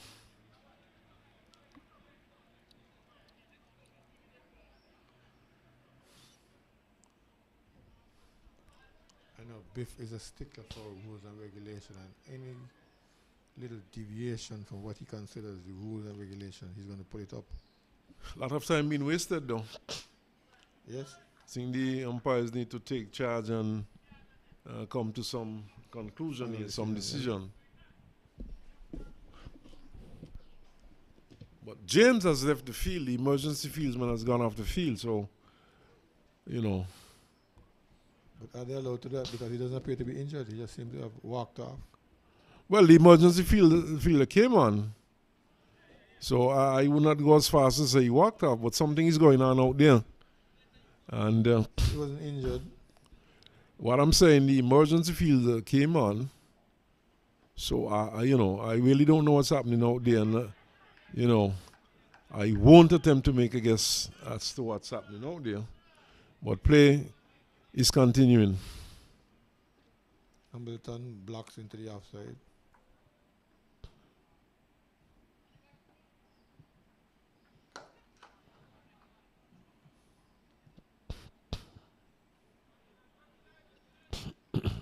Jerry's down to mid off.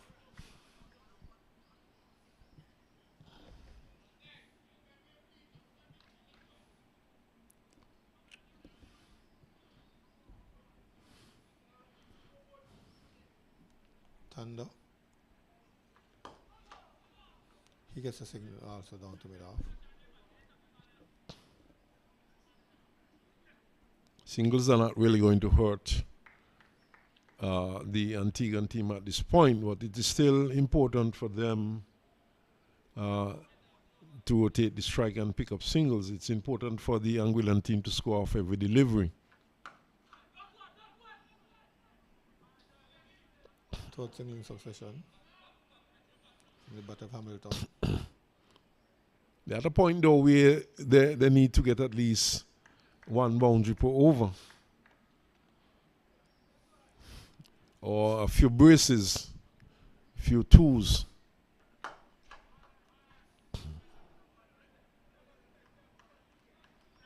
He was just hoping that one would go in the boundary, but the man there at long is doing good work to come around and cover it.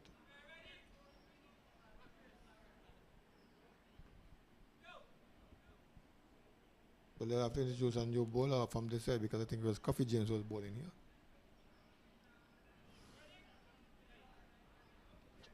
Go. Well, James is back on.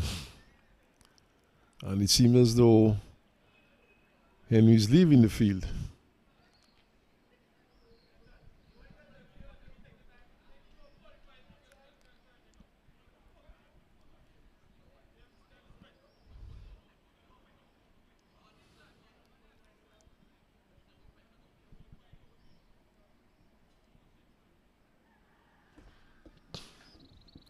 But Antigua in control at the moment though, with 155 for 4.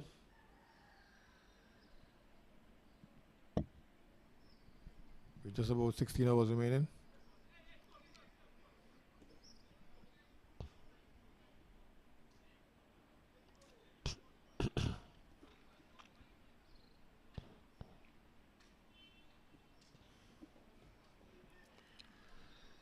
Well, they can't wait any longer. They have to go now. They need 130 something from 15 hours. Shadows of course lengthening at this point too. They have to go 2020 style now.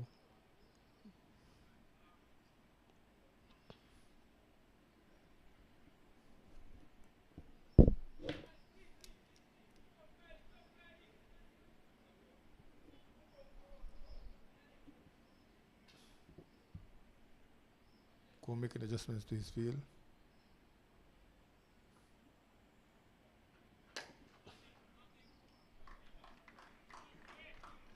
Again, the good sound coming from the battlefields, but going straight to the fielders. Not being able to penetrate the gaps at all. I wonder if the board is correct. It's a massive one, Al. Yes. 6. Swung down to square. This might have gone all the way out into the road. It's a big one from Hughes. Massive blow struck there. Well, this is what is required at this stage. A big over, pull back the one weight, and then a very big over, and then keep pushing on. Let's see if this will be the very big over, but Go was guilty of pulling on that one a bit too short. Hughes got into his wicket and swung it. Now he's changing line. He's going over the wicket now.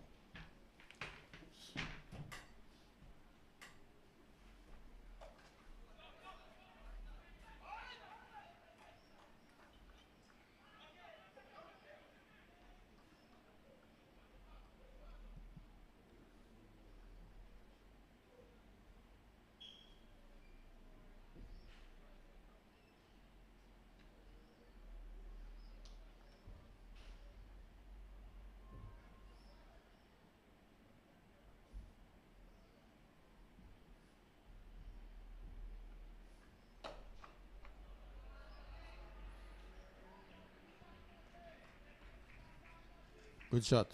Great shot. Holloway, 6. So 12 in this over so far.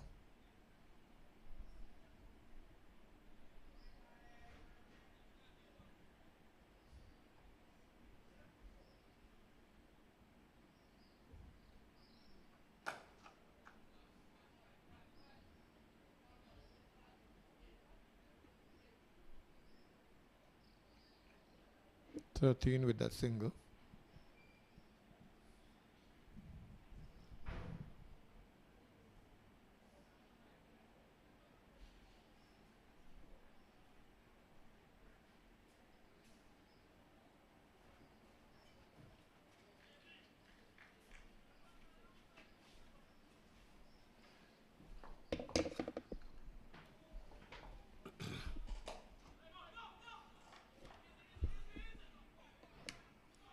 $14, another single from Hamilton.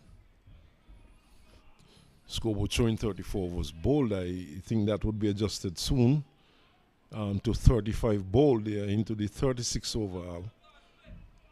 And we should have the adjustment in a while, I hope.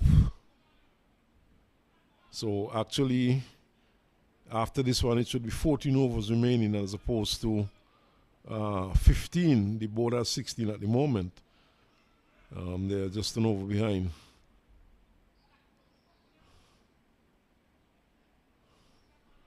I think they have it wrong still.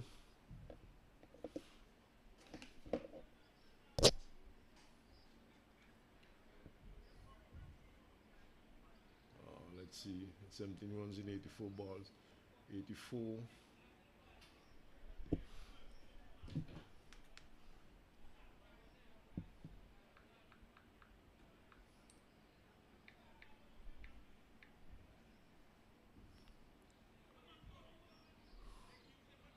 So the overs remaining actually should be 14. They have 13.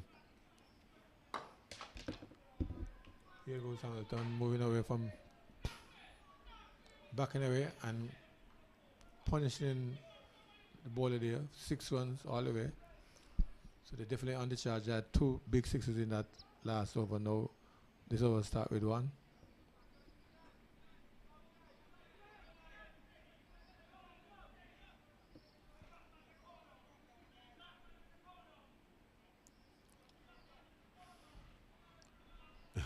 So Anguilla really making the move now. 175, small targets, small targets. Yeah.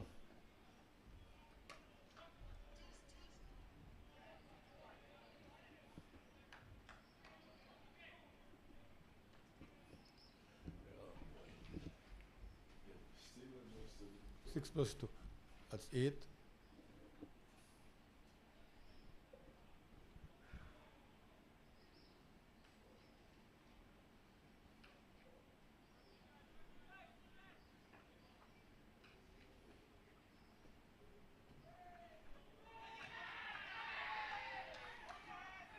And he's bold all over the place. Pressure. Forcing rash shots. Rash shots bringing the wickets. It's 5 down now. Hamilton departs for 9.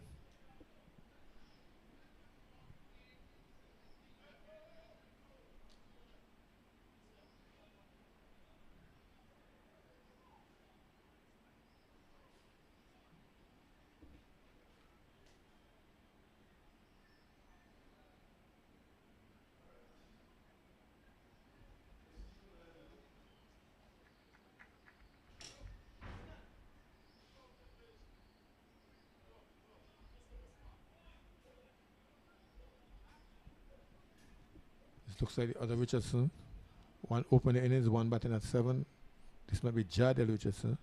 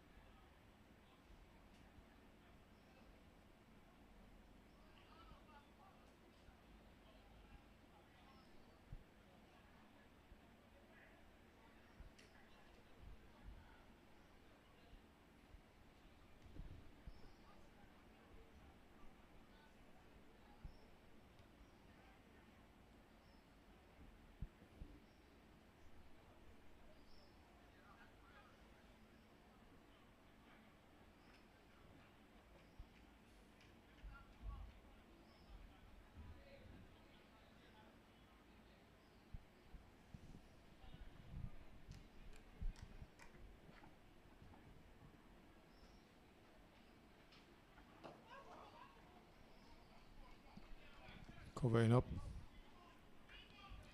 177 for 5.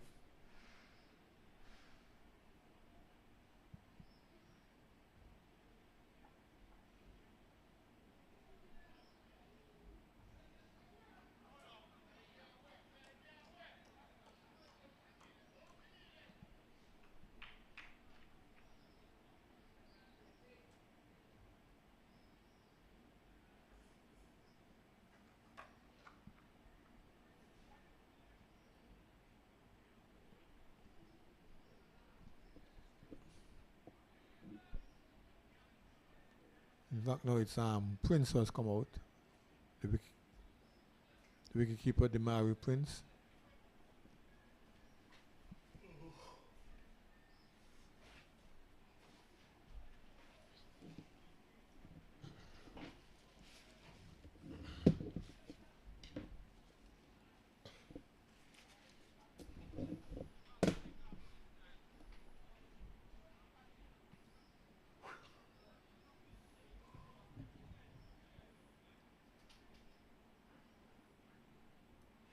$7.78.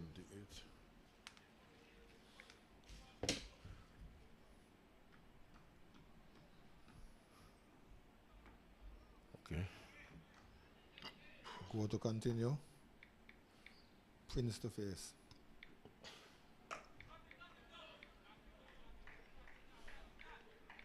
Pressure building. Pressure continues to build. Pressure continues to build. Every dot ball. He goes for it. And gets it to all the way into the players' pavilion area. 6 runs. A slog sweep from Prince.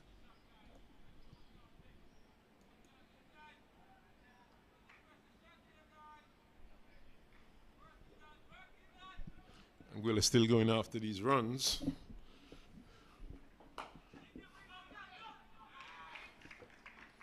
Well, it's one day international. Can't very well play for a draw, so it's either hit out or get out.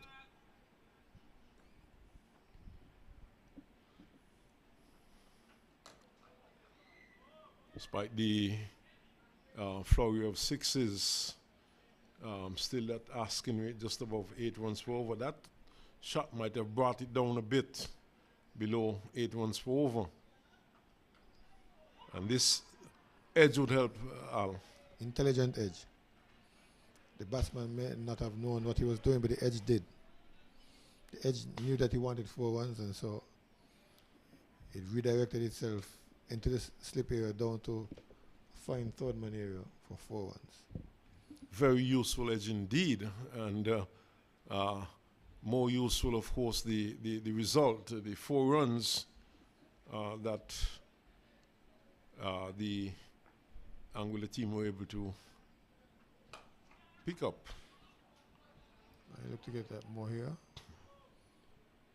The sweeper, preventing any chance of a second one. Still living from that over. Yes, struck by Prince. Very good over for Anguilla. 11 runs. The required weight, of course, at the start of that over, 8.23 runs per over. And that certainly would have helped considerably to reduce the asking rate. So they now need 96 runs from 12 overs. And straightforward maths, Al. Exactly 8 runs per over required. But a drinks break, and perhaps you can take one also.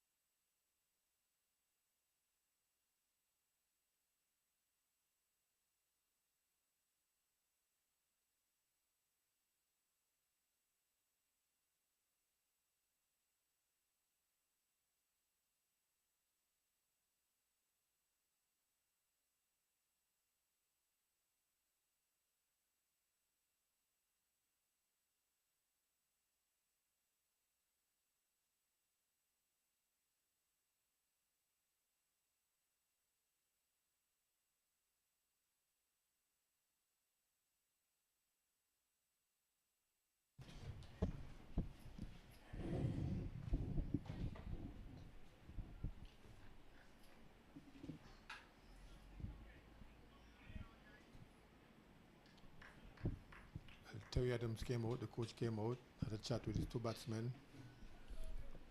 I tried to figure out what he would have said to them. Single from Prince. Turns it over to Hughes.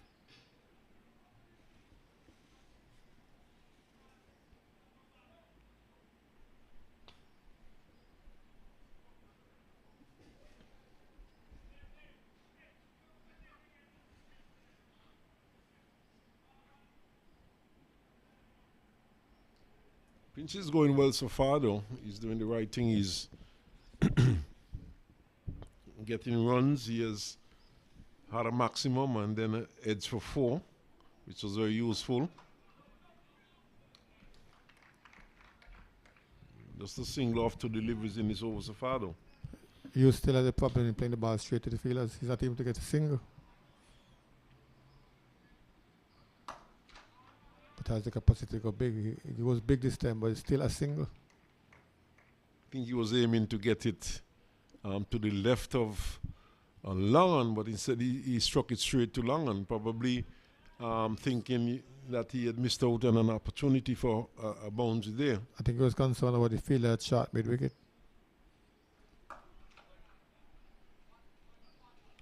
That will not get away. But they get 2.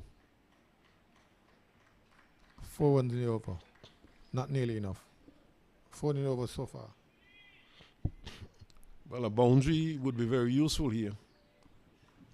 Maximum even better. Certainly.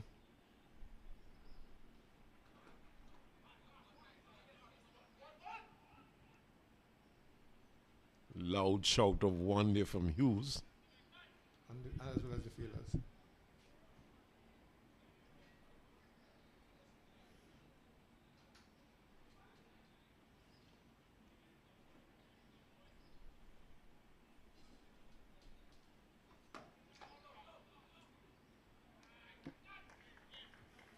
.194, inching closer to the 200 mark.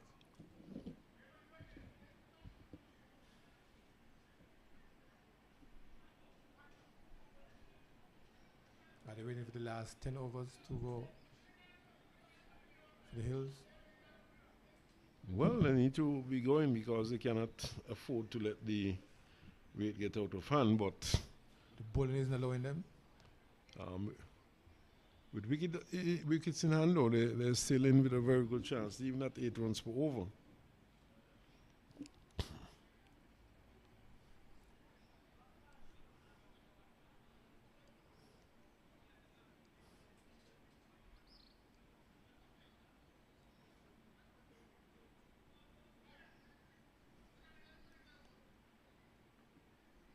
I think you're bringing back one of the opening bowlers, of course.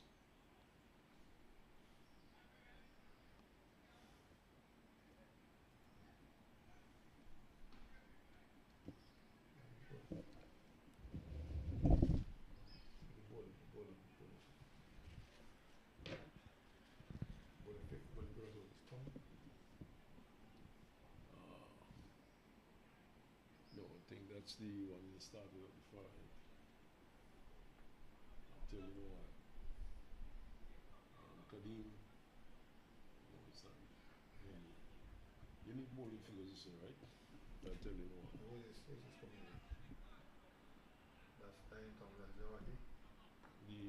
one that started from the 5. Joseph. Changing bowling, Jawaki Joseph comes in.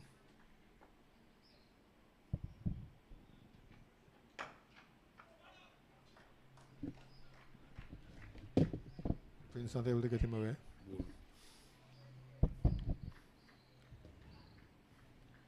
He's only his 5th over. He has 4 overs so far. None to 17.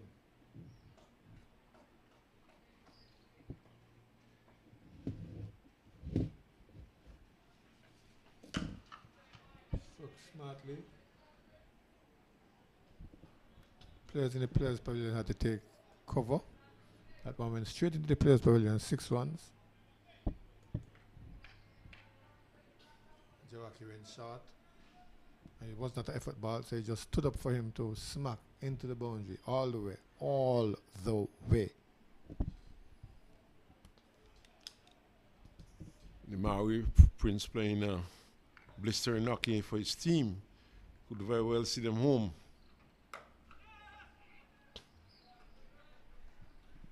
After a bit of hesitation, a single.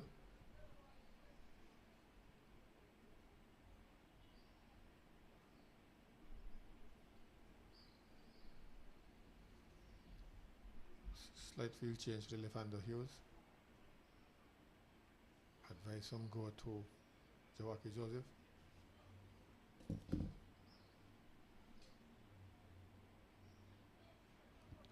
Still over the wicket.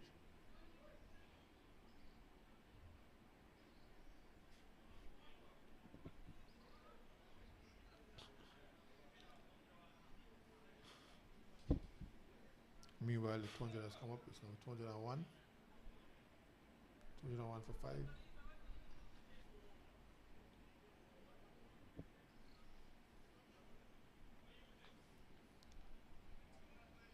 Bowler change line. He said he was over the wicket. Now he's changed. He's going around the wicket to Hughes. Hughes adjusting his guard. But he wants to get closer to the ball. Just in case Joseph plans to hide it outside the house stump.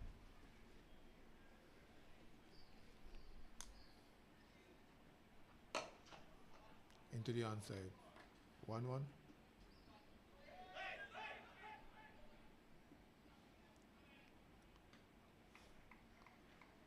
Prince is striking at 153 as opposed to Hughes, who's going at just about 104.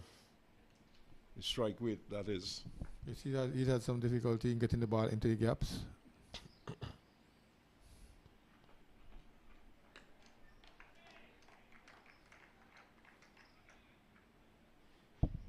Better line there from Joseph. And better length also, just outside the off stump. We see that Prince plays the short ball well, and when he drops short, he's tugging over cow corner.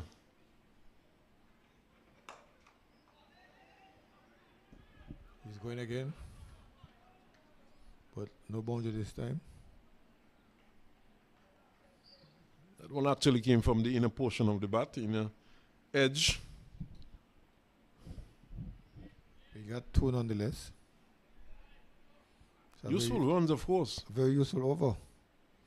But you probably need to do that for every over from here on in.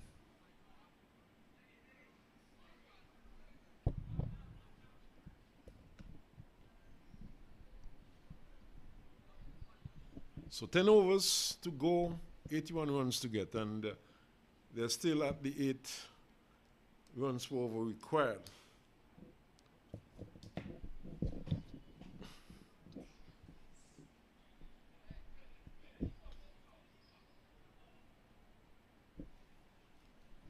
So umpire Troy Mills signals the last power play for the day.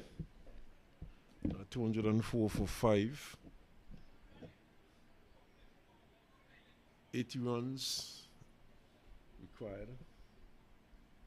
In fact, 81 to be exact. 82 equal the score. 81 required to win this match here today. And we see Henry will continue from the far end. And he's bowling the first over of the final power play. Field flung far and wide. Just the mandatory 4 inside the circle. Hughes pushes for single out to wide long on. This could be interesting though. See, Prince is not afraid to go over the top. And all the way, he has the power. he's not a tall man, but he seems to be strongly built and packs a punch. It's cover sweeping long off, long on, all back on the boundary, mid-wicket square leg, all on the boundary as he misses this one. Smart work from wicketkeeper Bento, but the foot was grounded. There's no chipping down. Just a wild swing. This time he chips down. Just a single as he plays down to long on. And they would be looking, of course, for at least one boundary in this over. They have had 2 singles so far. The shadows really lengthening. Pulled away and pulled away out towards mid-wicket on the bounce to the fielder. And just a single. Well, certainly he was hoping that one would go into the boundary, but he didn't hit it well at all. Captain, of course, being the right on that mid-wicket boundary. Captain Kareem Go.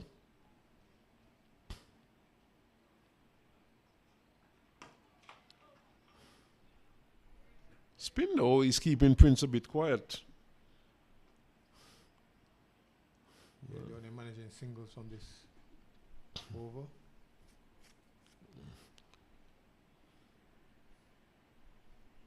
I think it's 4 singles so far. Well, they certainly need a boundary off these last deliveries. He's swinging and swinging well. It goes a long way. It goes out of the grounds. And it's a massive 6 struck there by Hughes. So right on cue. Swinging this one over straightish mid-wicket, wideish long on if you prefer to call it that. And swinging it a long way and getting a well-needed 6. So 4 runs in the over, 11 runs, 10 runs in that over. So good result there for Anguilla. And Anguilla really challenging these runs.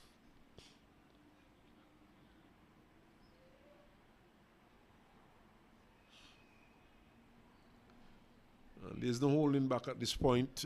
At least there should not be no holding back at this point for these 2 batsmen.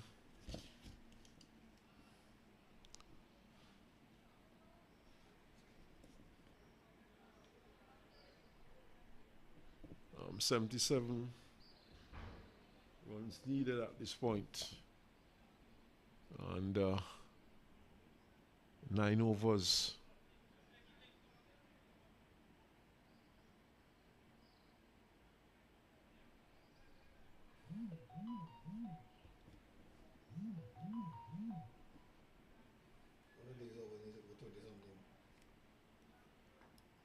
Well, they're still keeping close to the asking rate, although it is still just over 10, just over 8 runs per over required. 20-something, of course, would really seal it for them.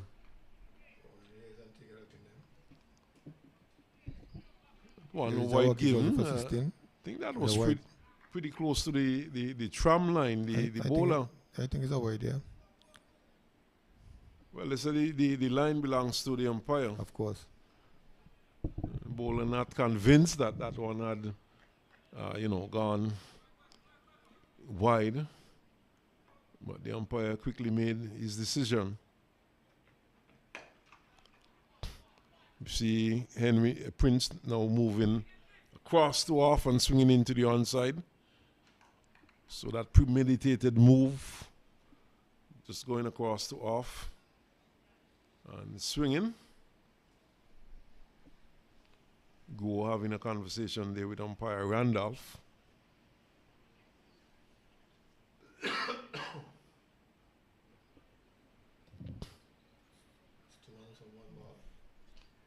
Joseph will now go around the wicket to Hughes. And certainly this match seeming to be going down right down to the wire. We could be in for a very exciting finish here. Joseph to Hughes, tucks him up. And it goes into the onside for a single. Seem to have played that one into the thigh pad and the ball ran into the onside. Alvin Randolph agreed with us. And picked up a single.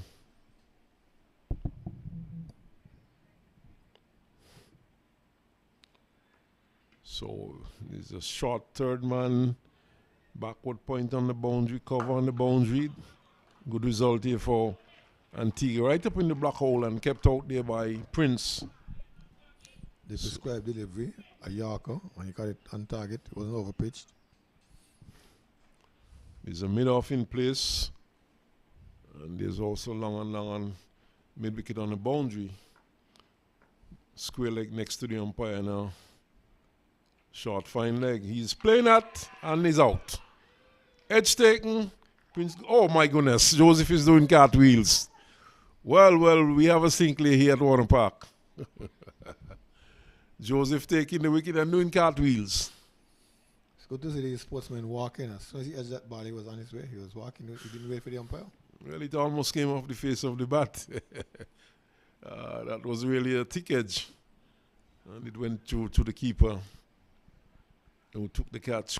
Quite a simple catch, really, but he had to do the job in the end, and the catch was taken.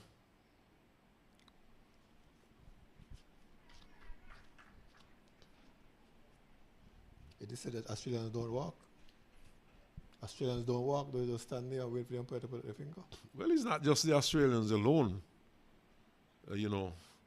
People tend to, accuse the Australians of a lot of things. I remember Stuart Bard cutting one to slip and being caught, and he stood there. He was not given out, and I think it was against Australia.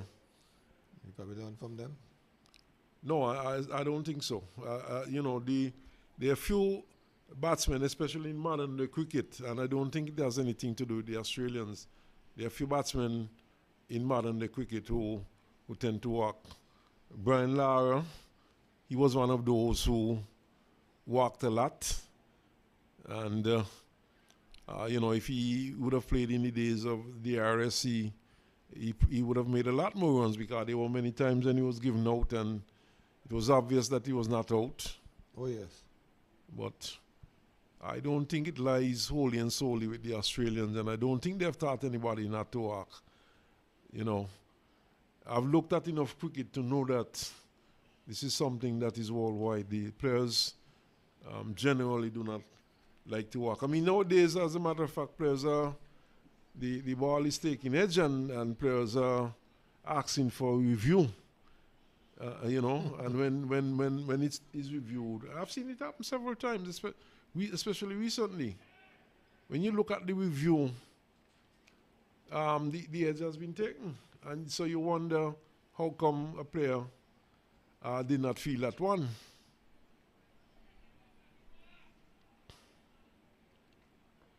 This time is Richardson. But at the end of the day, as this one is driven down to long and just a single, at the end of the day, though, the umpires are there to do a job. And the good thing is that the review system is in place. So it's up to the teams or the players to take the review if necessary, if they are confident that the batsman is out. So review system being put in place, of course, to mitigate such happenings, to mitigate the fact that some players do not really walk. So, that's what it boils down to at the moment.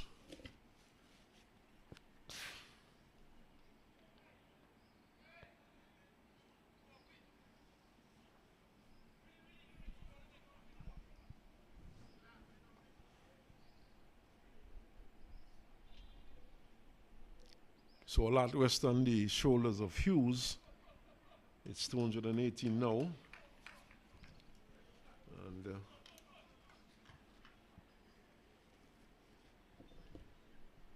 so 66 runs there, yeah.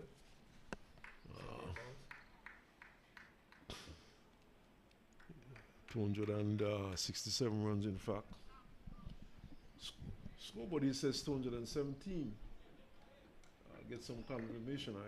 I'm not too certain if this is up to date, but 218, that's another 67 runs.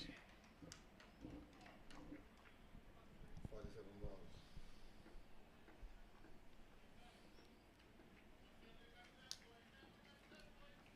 That's 6 overs. So this one is airborne. Player getting on it at long off. Takes the catch. So another wicket goes. And brief stay there for that batsman. That was Richardson. J.Del Richardson, of course, there are two Richardson in the team. The first one opened. And he goes 7 wickets down now. And the asking rate has shot up over 10 runs are the required weight, 10 runs for over.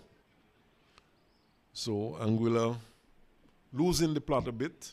Hughes is still there. What Antigua needs to do at this point too is to keep him away from the strike as much as possible. And he's speaking to his new partner, no doubt, telling him try and feed the strike to him. That's the off spinner, Kokaran. Had a chat with him earlier today at lunchtime. He said that he was actually born in Guyana, but that's years ago. But he actually grew up in Anguilla. Okay. So he's originally out of Guyana, but would have spent most of his days in Anguilla.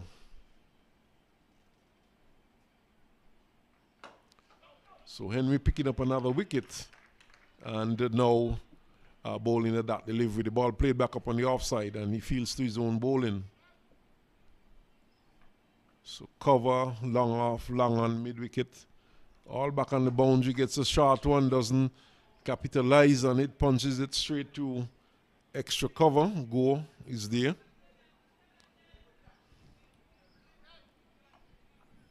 Well, In fact, that's not go. Taking on the pad, another dot delivery. And with each dot delivery, the asking rate going up. More pressure on Hughes. 7 wickets down. Square leg being put in place, mid-wicket in place also, back on the boundary. Oh yes, he's bowled. So Henry picks up another. Bowled off stump. And Gokaran goes back, not troubling the scorers, just playing out a few dot deliveries. And Anguilla really up against it at this point.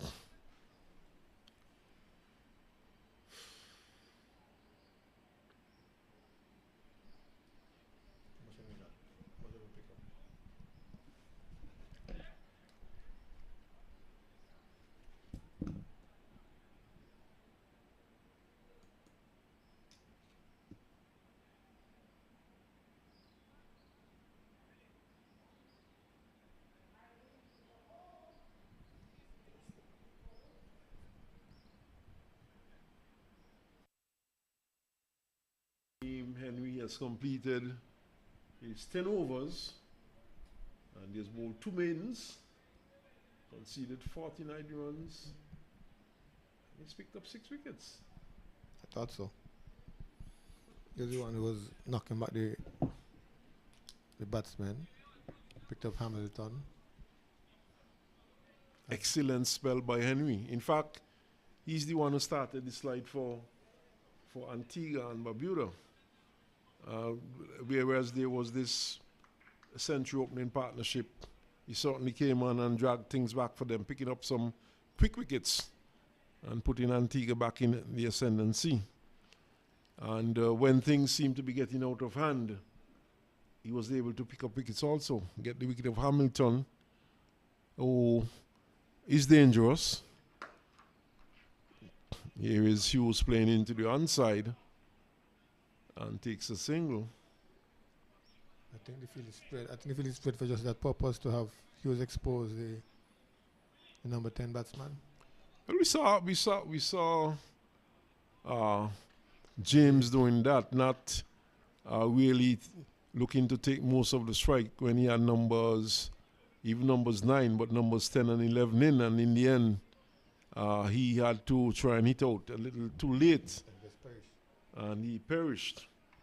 And you would think that at this stage, if Anguilla is with a chance, Hughes will be looking to take most of the bowling at this point.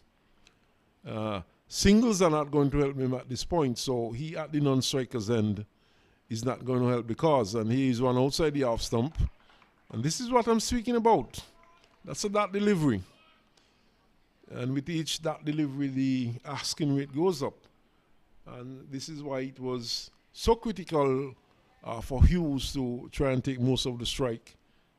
Antigua, on the other hand, might be missing a trick, though. They probably should, for the new batsman, try to get a few fielders in place to stop the singles. Not a dot delivery. And throw to the keeper. Well, they have too close in on the onside for anything to turn on the corner. Well, but there's a vacant, point area mid-wicket. cover. Mid-wicket vacant, yeah. Options there for his singles. Drop on one, yes. And just like we were saying, just to the left of extra cover. And enough time for a run. Was that 4 balls gone already?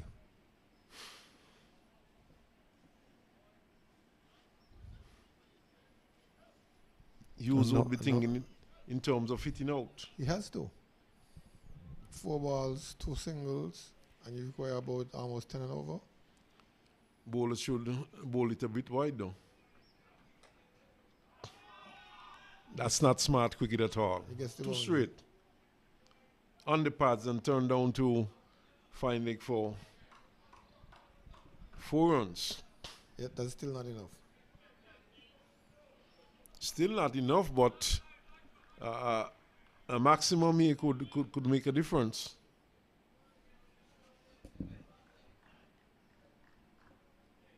Seems to be cool and calculating. Maybe there's a calculator that we don't have. A plan that we're not aware of.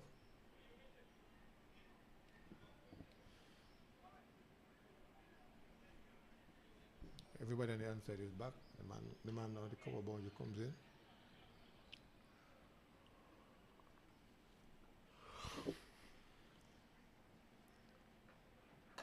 Whips it off his pads, just a single this time, and he will get the strike for the start of the next over.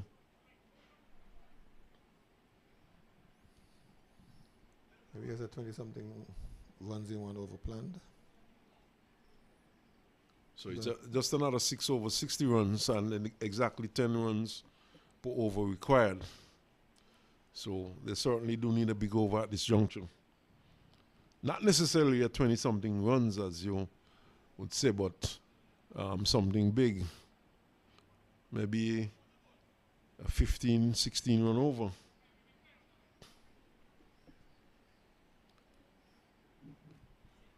So all this one certainly going right down to the wire, but at the moment, it seems as though in time as well. Antigua is in the driver's seat. It's now 20 past 5. That depends on Hughes.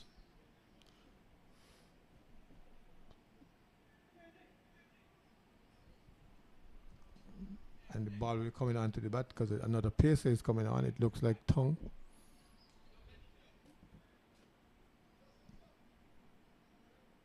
Let's confirm that.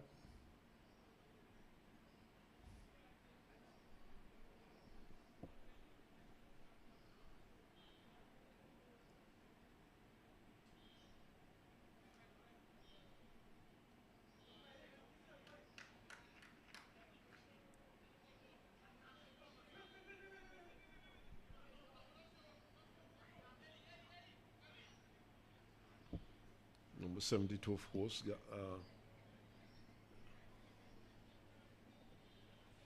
Tongue from the far end. He had his first spell. Macaulay Tongue.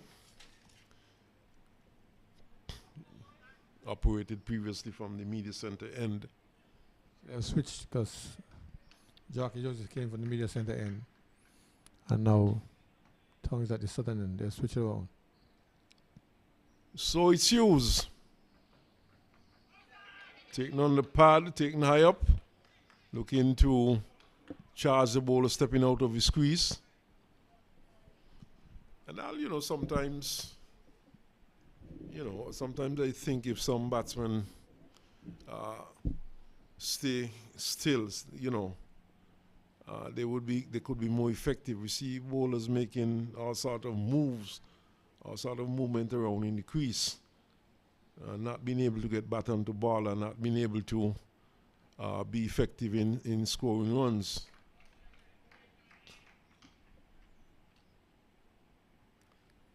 Well, this time he stayed still, but the bowler didn't deliver. Yeah. And sometimes when you get the impression that when batsmen are doing that, they're in a confused state of mind. No, they want to get closer to the ball based on how they know the bowler will pitch the ball. Yeah, but he's not just getting close to the ball. Some of them, they move around in the wicket. Edged. In fact, a no ball and a very useful 4. Wow. So, Mr. So, free hit. Mr. Tongue is aiding and abetting the Anguillan cause. 5 runs from that ball. And now it's a free hit.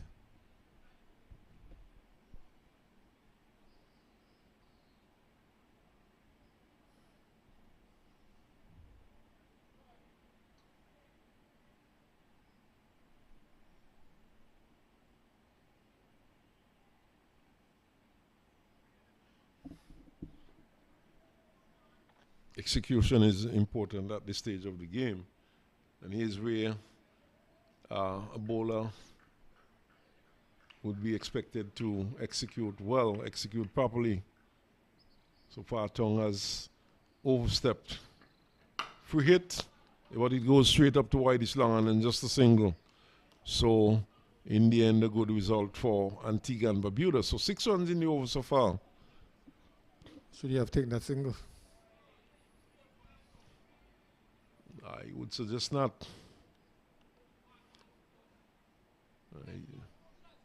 Tongue does not seem to be too confident at the moment, overstepping.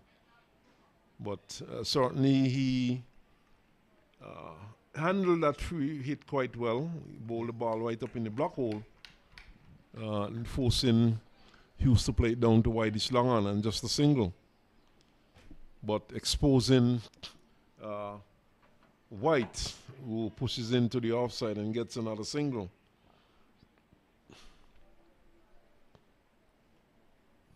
The flat works for Hughes so far. The batsman was able to get a single, not out. He's back on strike.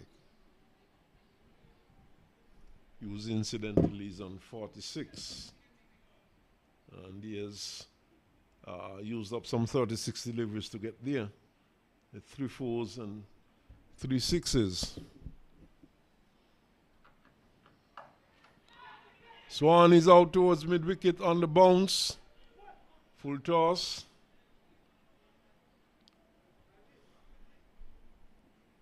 In fact, a no ball is signal. Umpire Mills deciding that that one probably was too high. Looks a bit iffy to me. And what the umpire deciding that that one was too high. It was a bit high, but I got the impression that it was on its way down. But did you get an indication from Alvin Randolph? He was in the best position too. I was not looking at Randolph, to be quite honest. I think Randolph indicated to Mills because Mills didn't call it at first. It was a belated call. Well, definitely wasn't overstepping. I suspect, well, the bottom line, it's a free hit, which is missed, and it goes through to the keeper. So at the end of the day, the free hits, they have not been capitalized on. And the thing, though, is there was no remonstration from the bowler, so obviously the bowler would have accepted that it was a no ball. Not just the bowler, the entire Antigua field didn't even argue. Slow delivery, pushed into mid-wicket, and just a single. In fact, Hughes opted in just for the single. His teammates had a course of no as well, wanting Hughes to face these last 2 balls.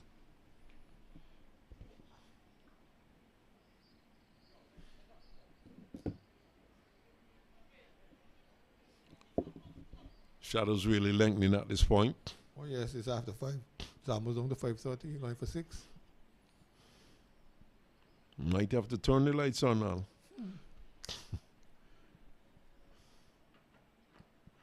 That's wide.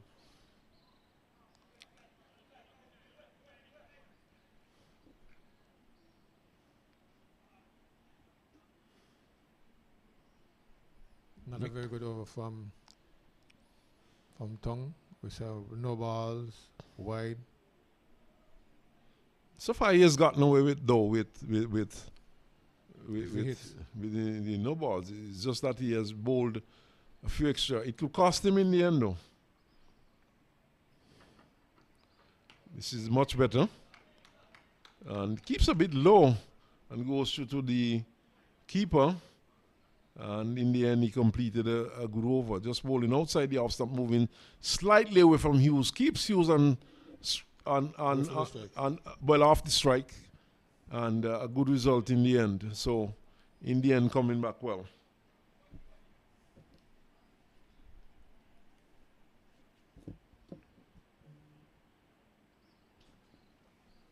So 49 needed from 5 overs.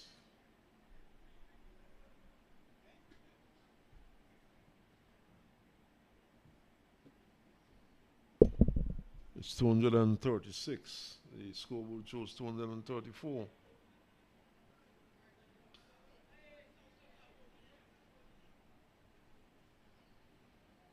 Eight wickets are down.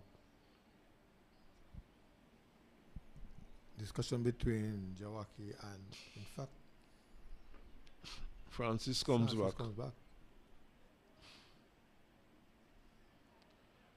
Hughes getting some figures there from the umpire. Perhaps looking at the required run rate, the number of runs needed to plan his approach to the game. One half of the pitch totally covered in shadows. That's from the Jumbotron. It has lengthened considerably. At 5:30, it's almost at its maximum. It's a good punch out to cover by White. He picks up a single and puts Hughes back on strike. Hughes 47 from 38.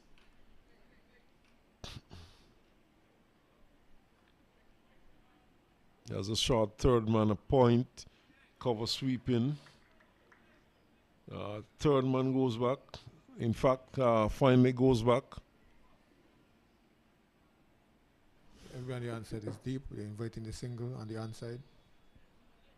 It's mid wicket on the boundary. Cow corner is in place, right back on the boundary.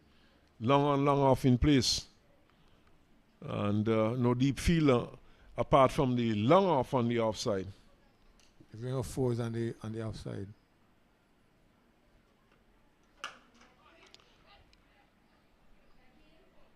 Played into the offside, backed up nicely. And just a single. So good result for Antigua and Barbuda. Very good result.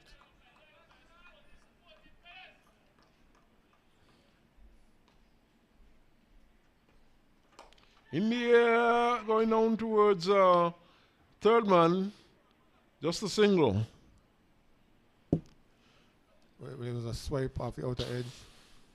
It was airborne, but into safety. There's no one close it. Out of the reach of the man backpedaling and out of the reach of the man down at the third man boundary. Hughes need a boundary here. He needs a maximum probably. Now the sweeper is going back at cover. And a fine leg comes up to short fine leg.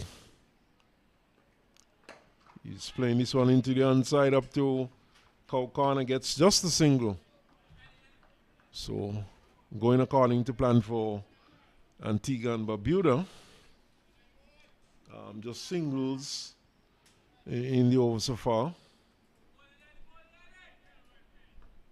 8 wickets down, of course, to 40 for 8. This one is airborne. Fielder is running back. And just a single. Hughes settles for the 1 run. I think White knows all the ear pockets because every time he plays the ball in the air, it's safe. Out of the hands of the fielders. Well, the field, of course, flung far and wide, and most of the fielders are on the boundary edge. So he's really playing them into no man's land. That's a good hit. And that's a maximum. That's all required. And I hope that White could give him a strike after the first ball. Swung over mid-wicket there by Hughes, and he brings up his 50. Goes to 55. So it's now 246 for 8.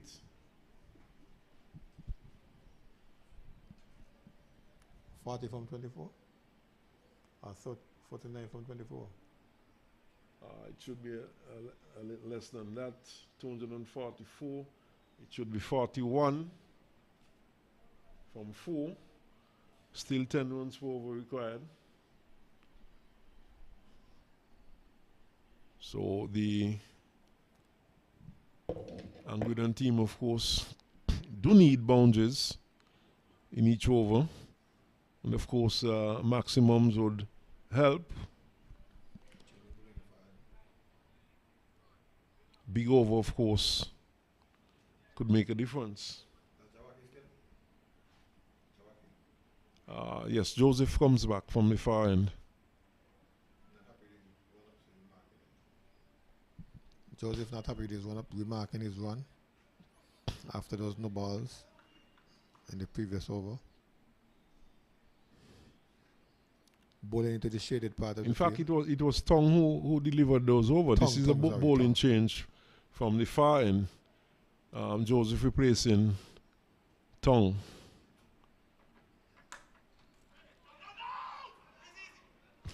Loud shout of no. As this one is bottom edged behind White down into the short fine leg position. And a quick shout of no from Hughes. White had to turn back rather quickly indeed. As Benter was up and ready. Alert. To 47 for 8.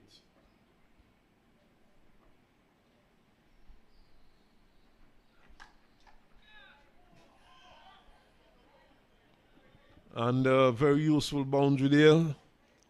Going down to Whitey's third man. And 4 runs there to White. Well, the man at backward point thought he had a chance. In fact, he put out his hand. I think he probably just tipped his fingers.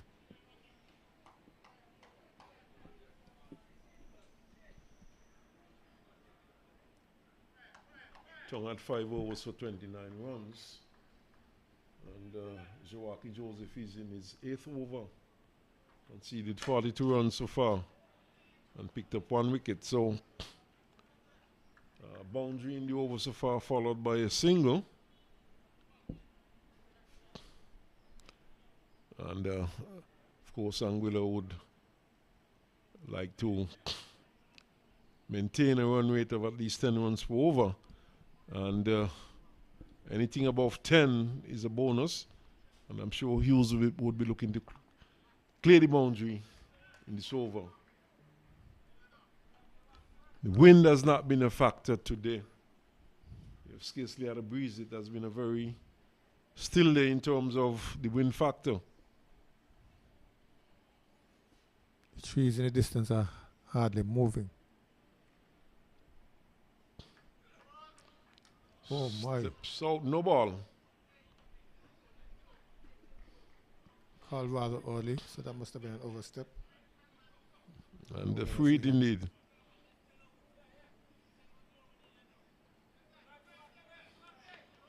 Well, he does not have a choice. There's no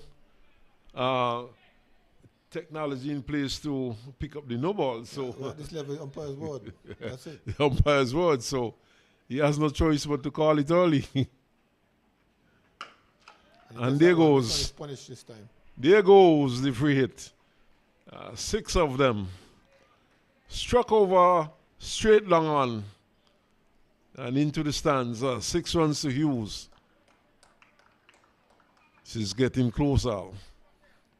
Well, Mr. Kumar said they're not going to even get close. I don't know if this is close enough for him. Well, let's see.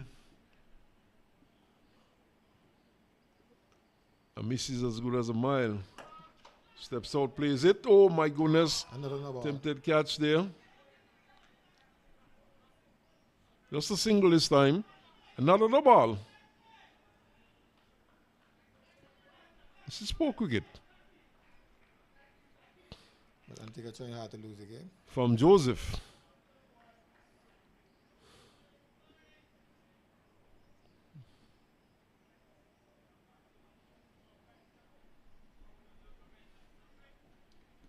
So we have had 4 illegal deliveries in this over so far.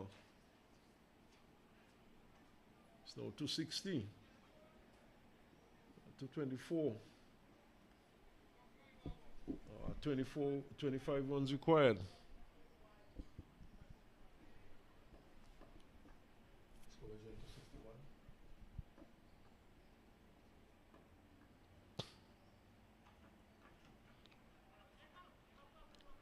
Picks up a single. And 1 more to the score. Well, this one didn't pay too dearly. Actually, it's a leg by, as Biff is balancing on one leg and tapping the other while raised.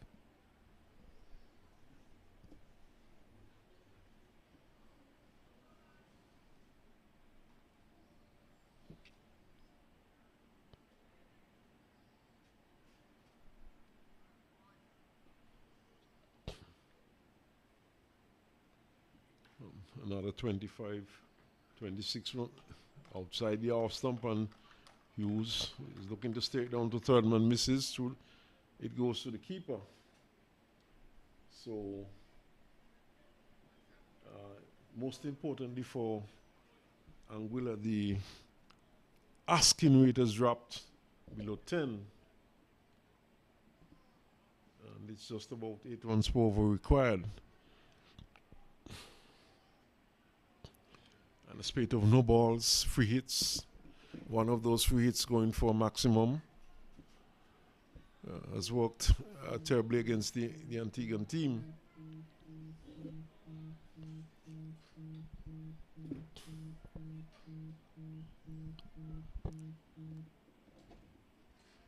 Hold on, Mr. Pascal. Hold on. I can't play what they're showing on. Really?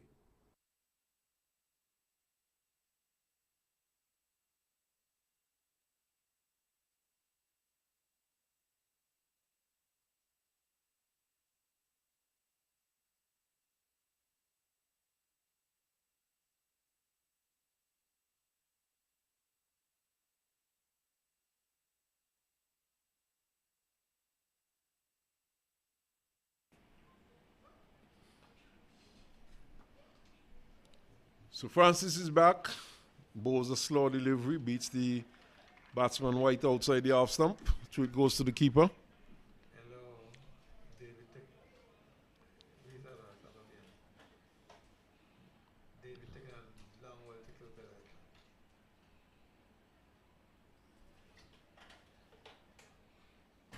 I'm here still using the slow poison, using the stone. This one would be signal wide. Too wide of the off stump and signal there by umpire Randolph. Shadows continue to lengthen. The shadow from the Jumboton right across the field.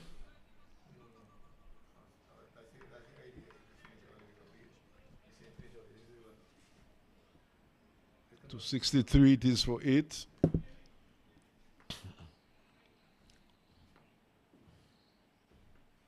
Short and played back to the bowler, who fumbles but retrieves quickly. Coming down to crunch time, 263 for 8. Just the 1 run in this over so far. Hughes calls White down to have a few words.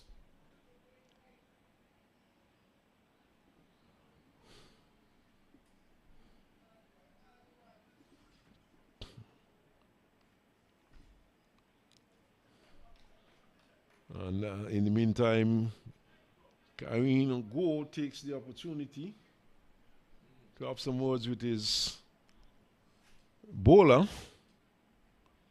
Mid-wicket, comes in from off the boundary, comes into a short mid-wicket. There's a long on in place, third man on the boundary. Cover on the boundary. This one is driven to go, fields and sends a strong return, fields at short extra cover, sends it to the keeper's end. They are through quickly for a run. And Hughes will now get this strike. 264. 3 deliveries left in this over. Antigua ringing the changes in the field.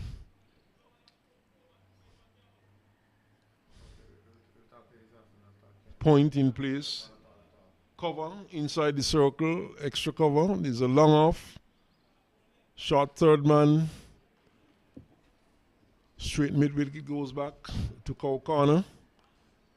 There's a field that square leg right on the boundary. A short, fine leg. Taking on the pad, loud appeal. Not out, says the umpire. Might have been missing leg and probably 2 sounds. I'll wait on the umpire for any signal. In fact, there's no signal coming forth, so obviously Hughes would have gotten a baton to that. And certainly I heard 2 sounds. Yeah, that was struck into the pad. A thick edge. But just a single. No chords here. No noise. You could hear it. This one is played in the air down towards long on. The catch is taken. And White goes. Caught on the long on boundary. On the very edge of the boundary. And a good catch taken there by Joachim Joseph. So he makes his way back. Does White. And 9 wickets are down. And so far so good for Antigua and Barbuda.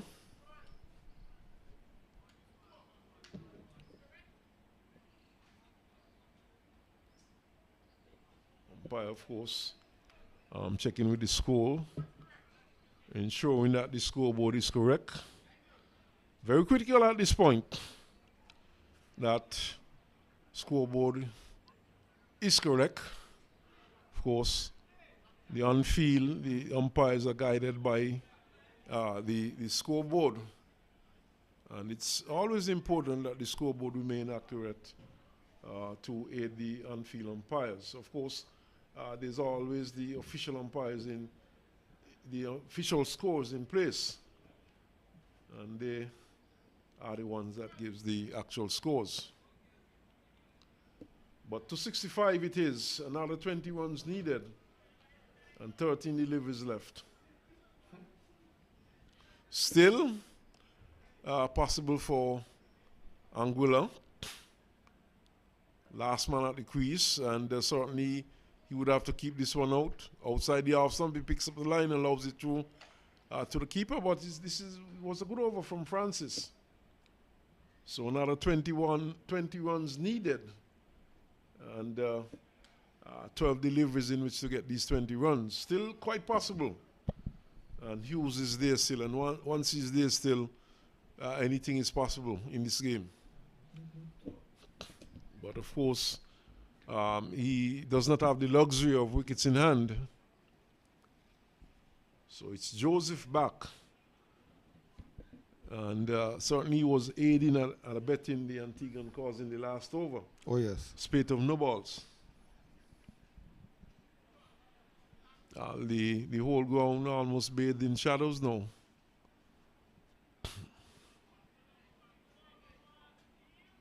The jumbotron, the lights, they've all extended past the pitch, but half of it is covered in shadows, so the bowler is bowling into a batsman who is in shade.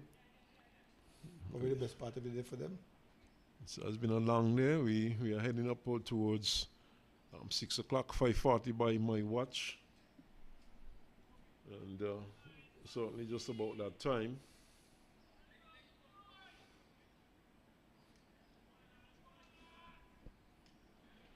It's been a long day. This game, of course, starting at... If Hughes can get 21s in this over, he planned it well. Well, there's 4 of them. One bounce. Down to the man at long off.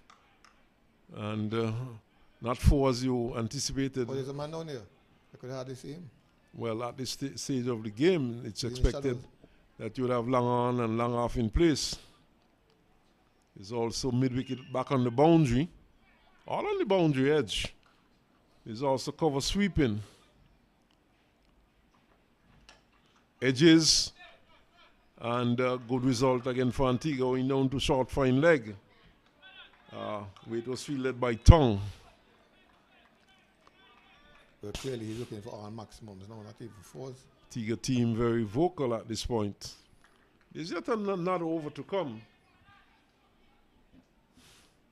But a maximum here, 3 maximum here would make a big difference. Wide. And so giving away a run and giving away an extra delivery.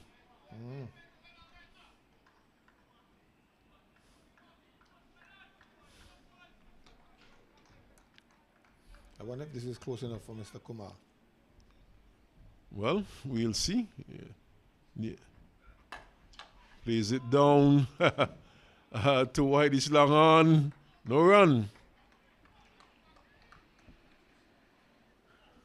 So far, Joseph Antigua winning the battle. Yeah, 1-1, 3 balls, yes, of course.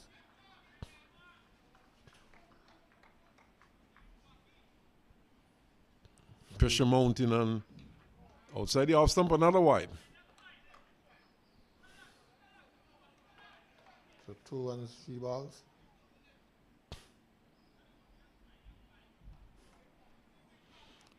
Looking just to bowl it just outside, outside the off stump and just within that tram line, but missing his line a bit.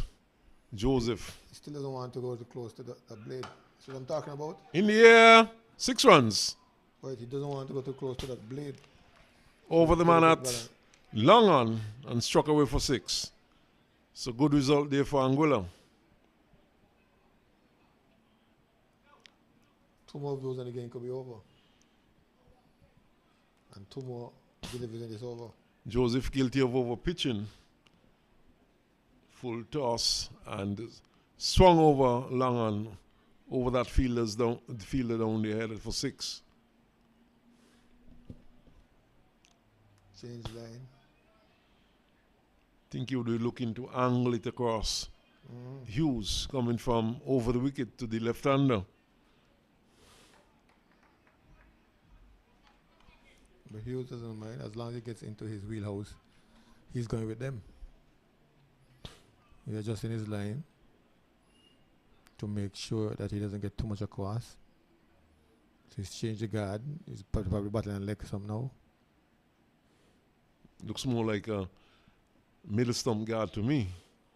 The adjustment.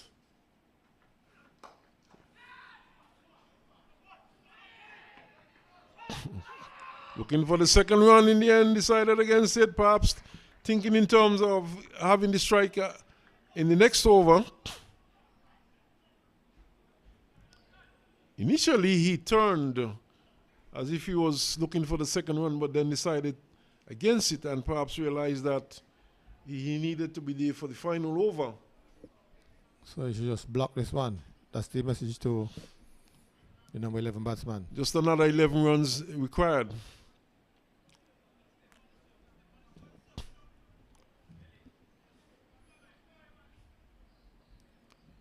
And Hughes would be praying that the batsman blocks it. He does so. As the over comes to an end. And it's all up to Hughes. 11 runs required. 6 balls. Plain and simple. 1 over, 11 runs.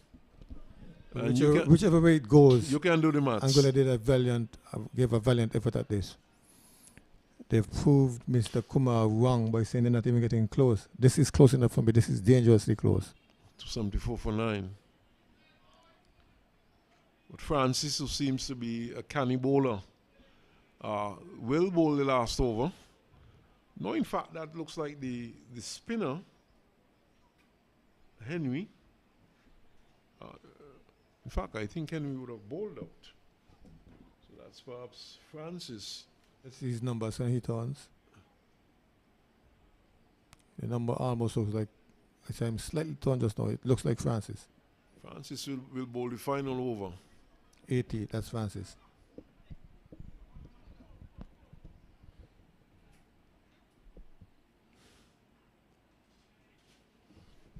Two maximums, and we have an upset on the table.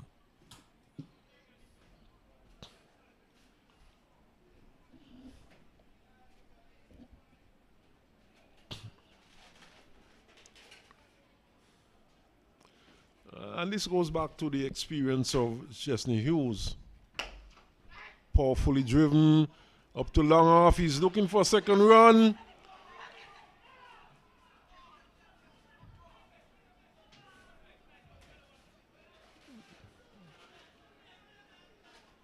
I wonder if Hughes thought he would have gotten 2 runs there. He was driven firmly, because he's been striking the ball firmly and crisply since he has come to the wicket. So I don't know where he thought he would have gotten the second one, but the batsman was up for it. He was off, turned quickly, but he didn't respond. Now let's see what Antigua does here. Would they try to stop the single, put fielders in place? And I think that's the way to go. There should be, let's see. Yes, they're tightening the screws. They're tightening the screws. 5 minutes in a week now. Looking to save the singles.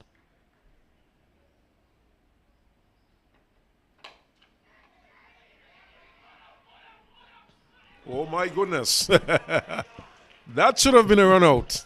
Tantimol. Pressure. Yes. The ball was played straight to the man at short backward point. The batsman set off immediately for the run. Hughes was going for the run also. There was some hesitation. The batsman should have been run out at the non-striker's end.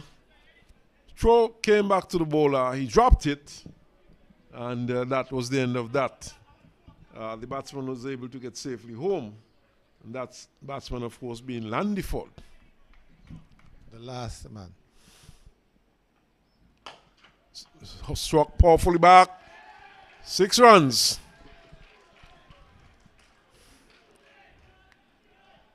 Straight over long off. So it's 3 more runs needed? So this is very much in favor of Anguilla now. 3 runs, 3 balls. And the players are repeating it. The fans in the players' stands are repeating it.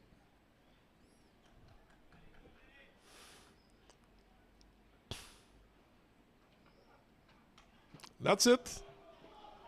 There's a man down there. Scores are level.